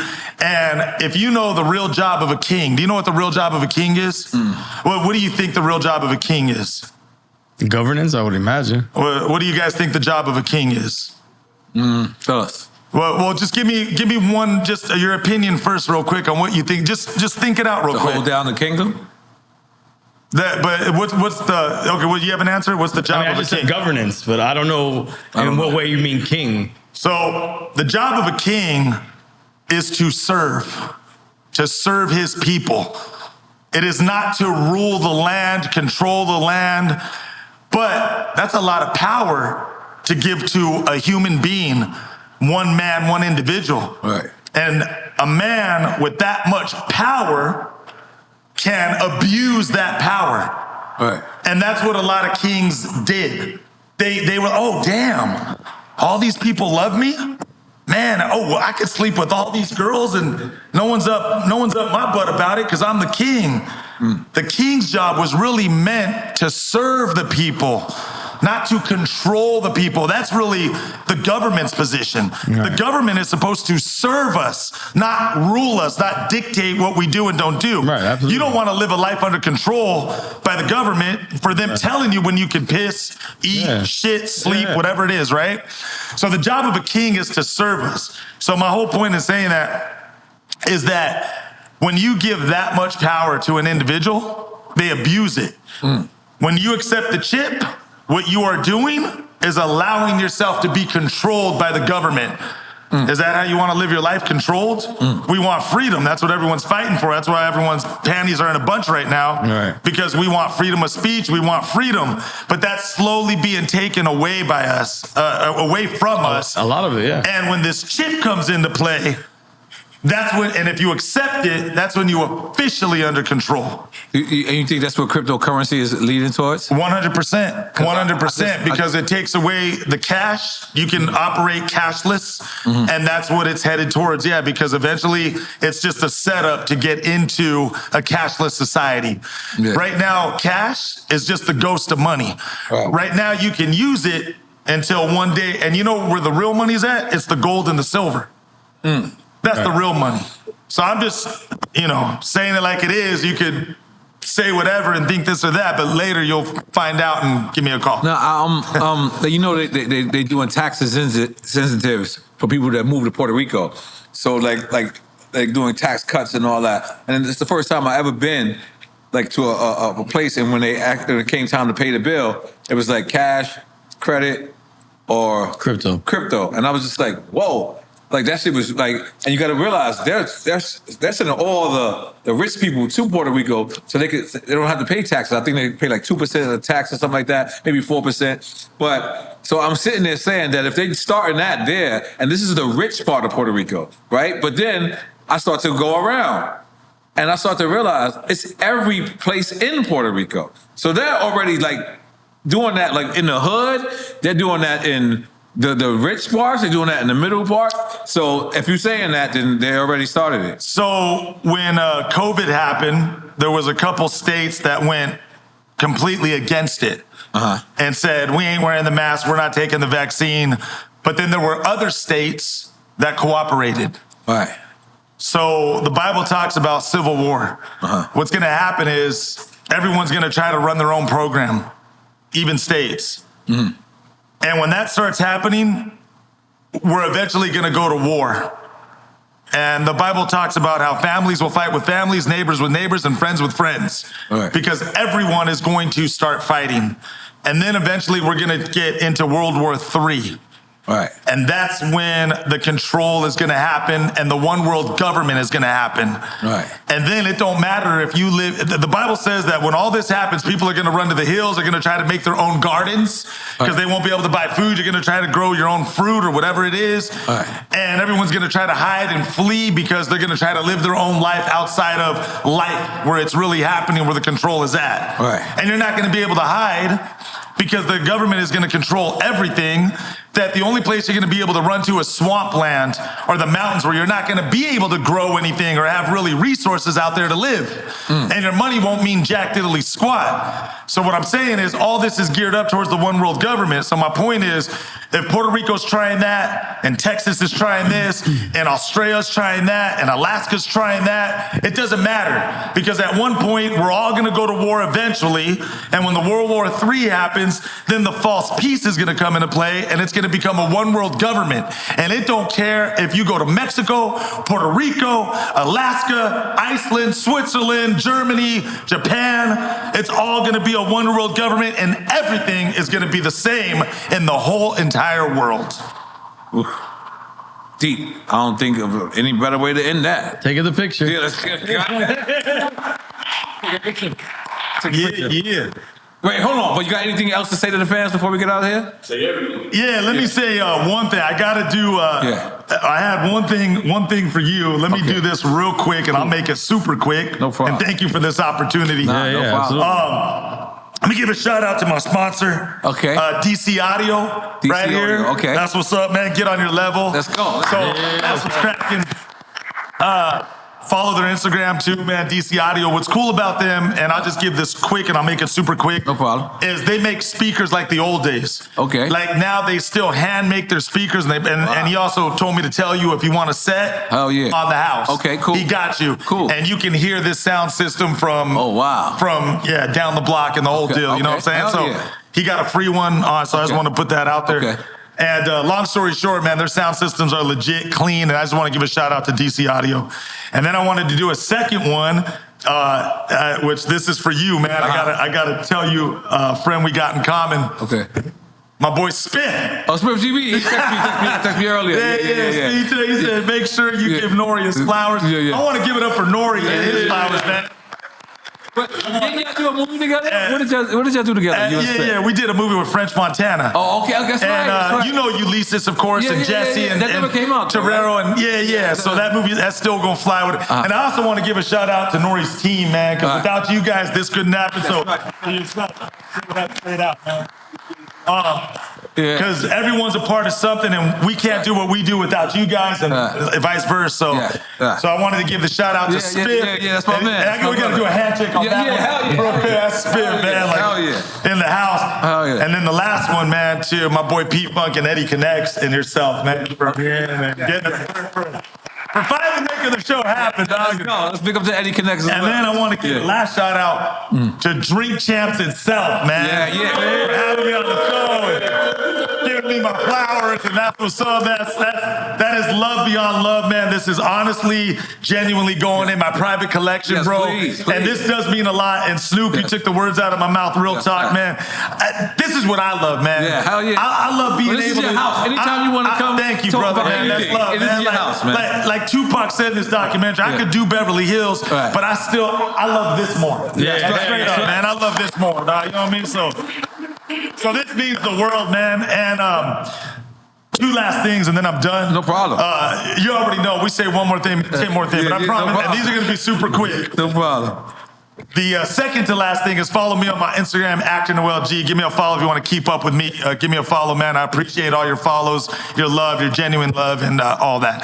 Yep. And then the last thing I want to say is just shout out to Jesus Christ, man. Man, I respect that. I got no shame in loving him. I love you, man. I just wanted to give a shout out to the man upstairs. Much love. I think it's the first person that ever shout out to that.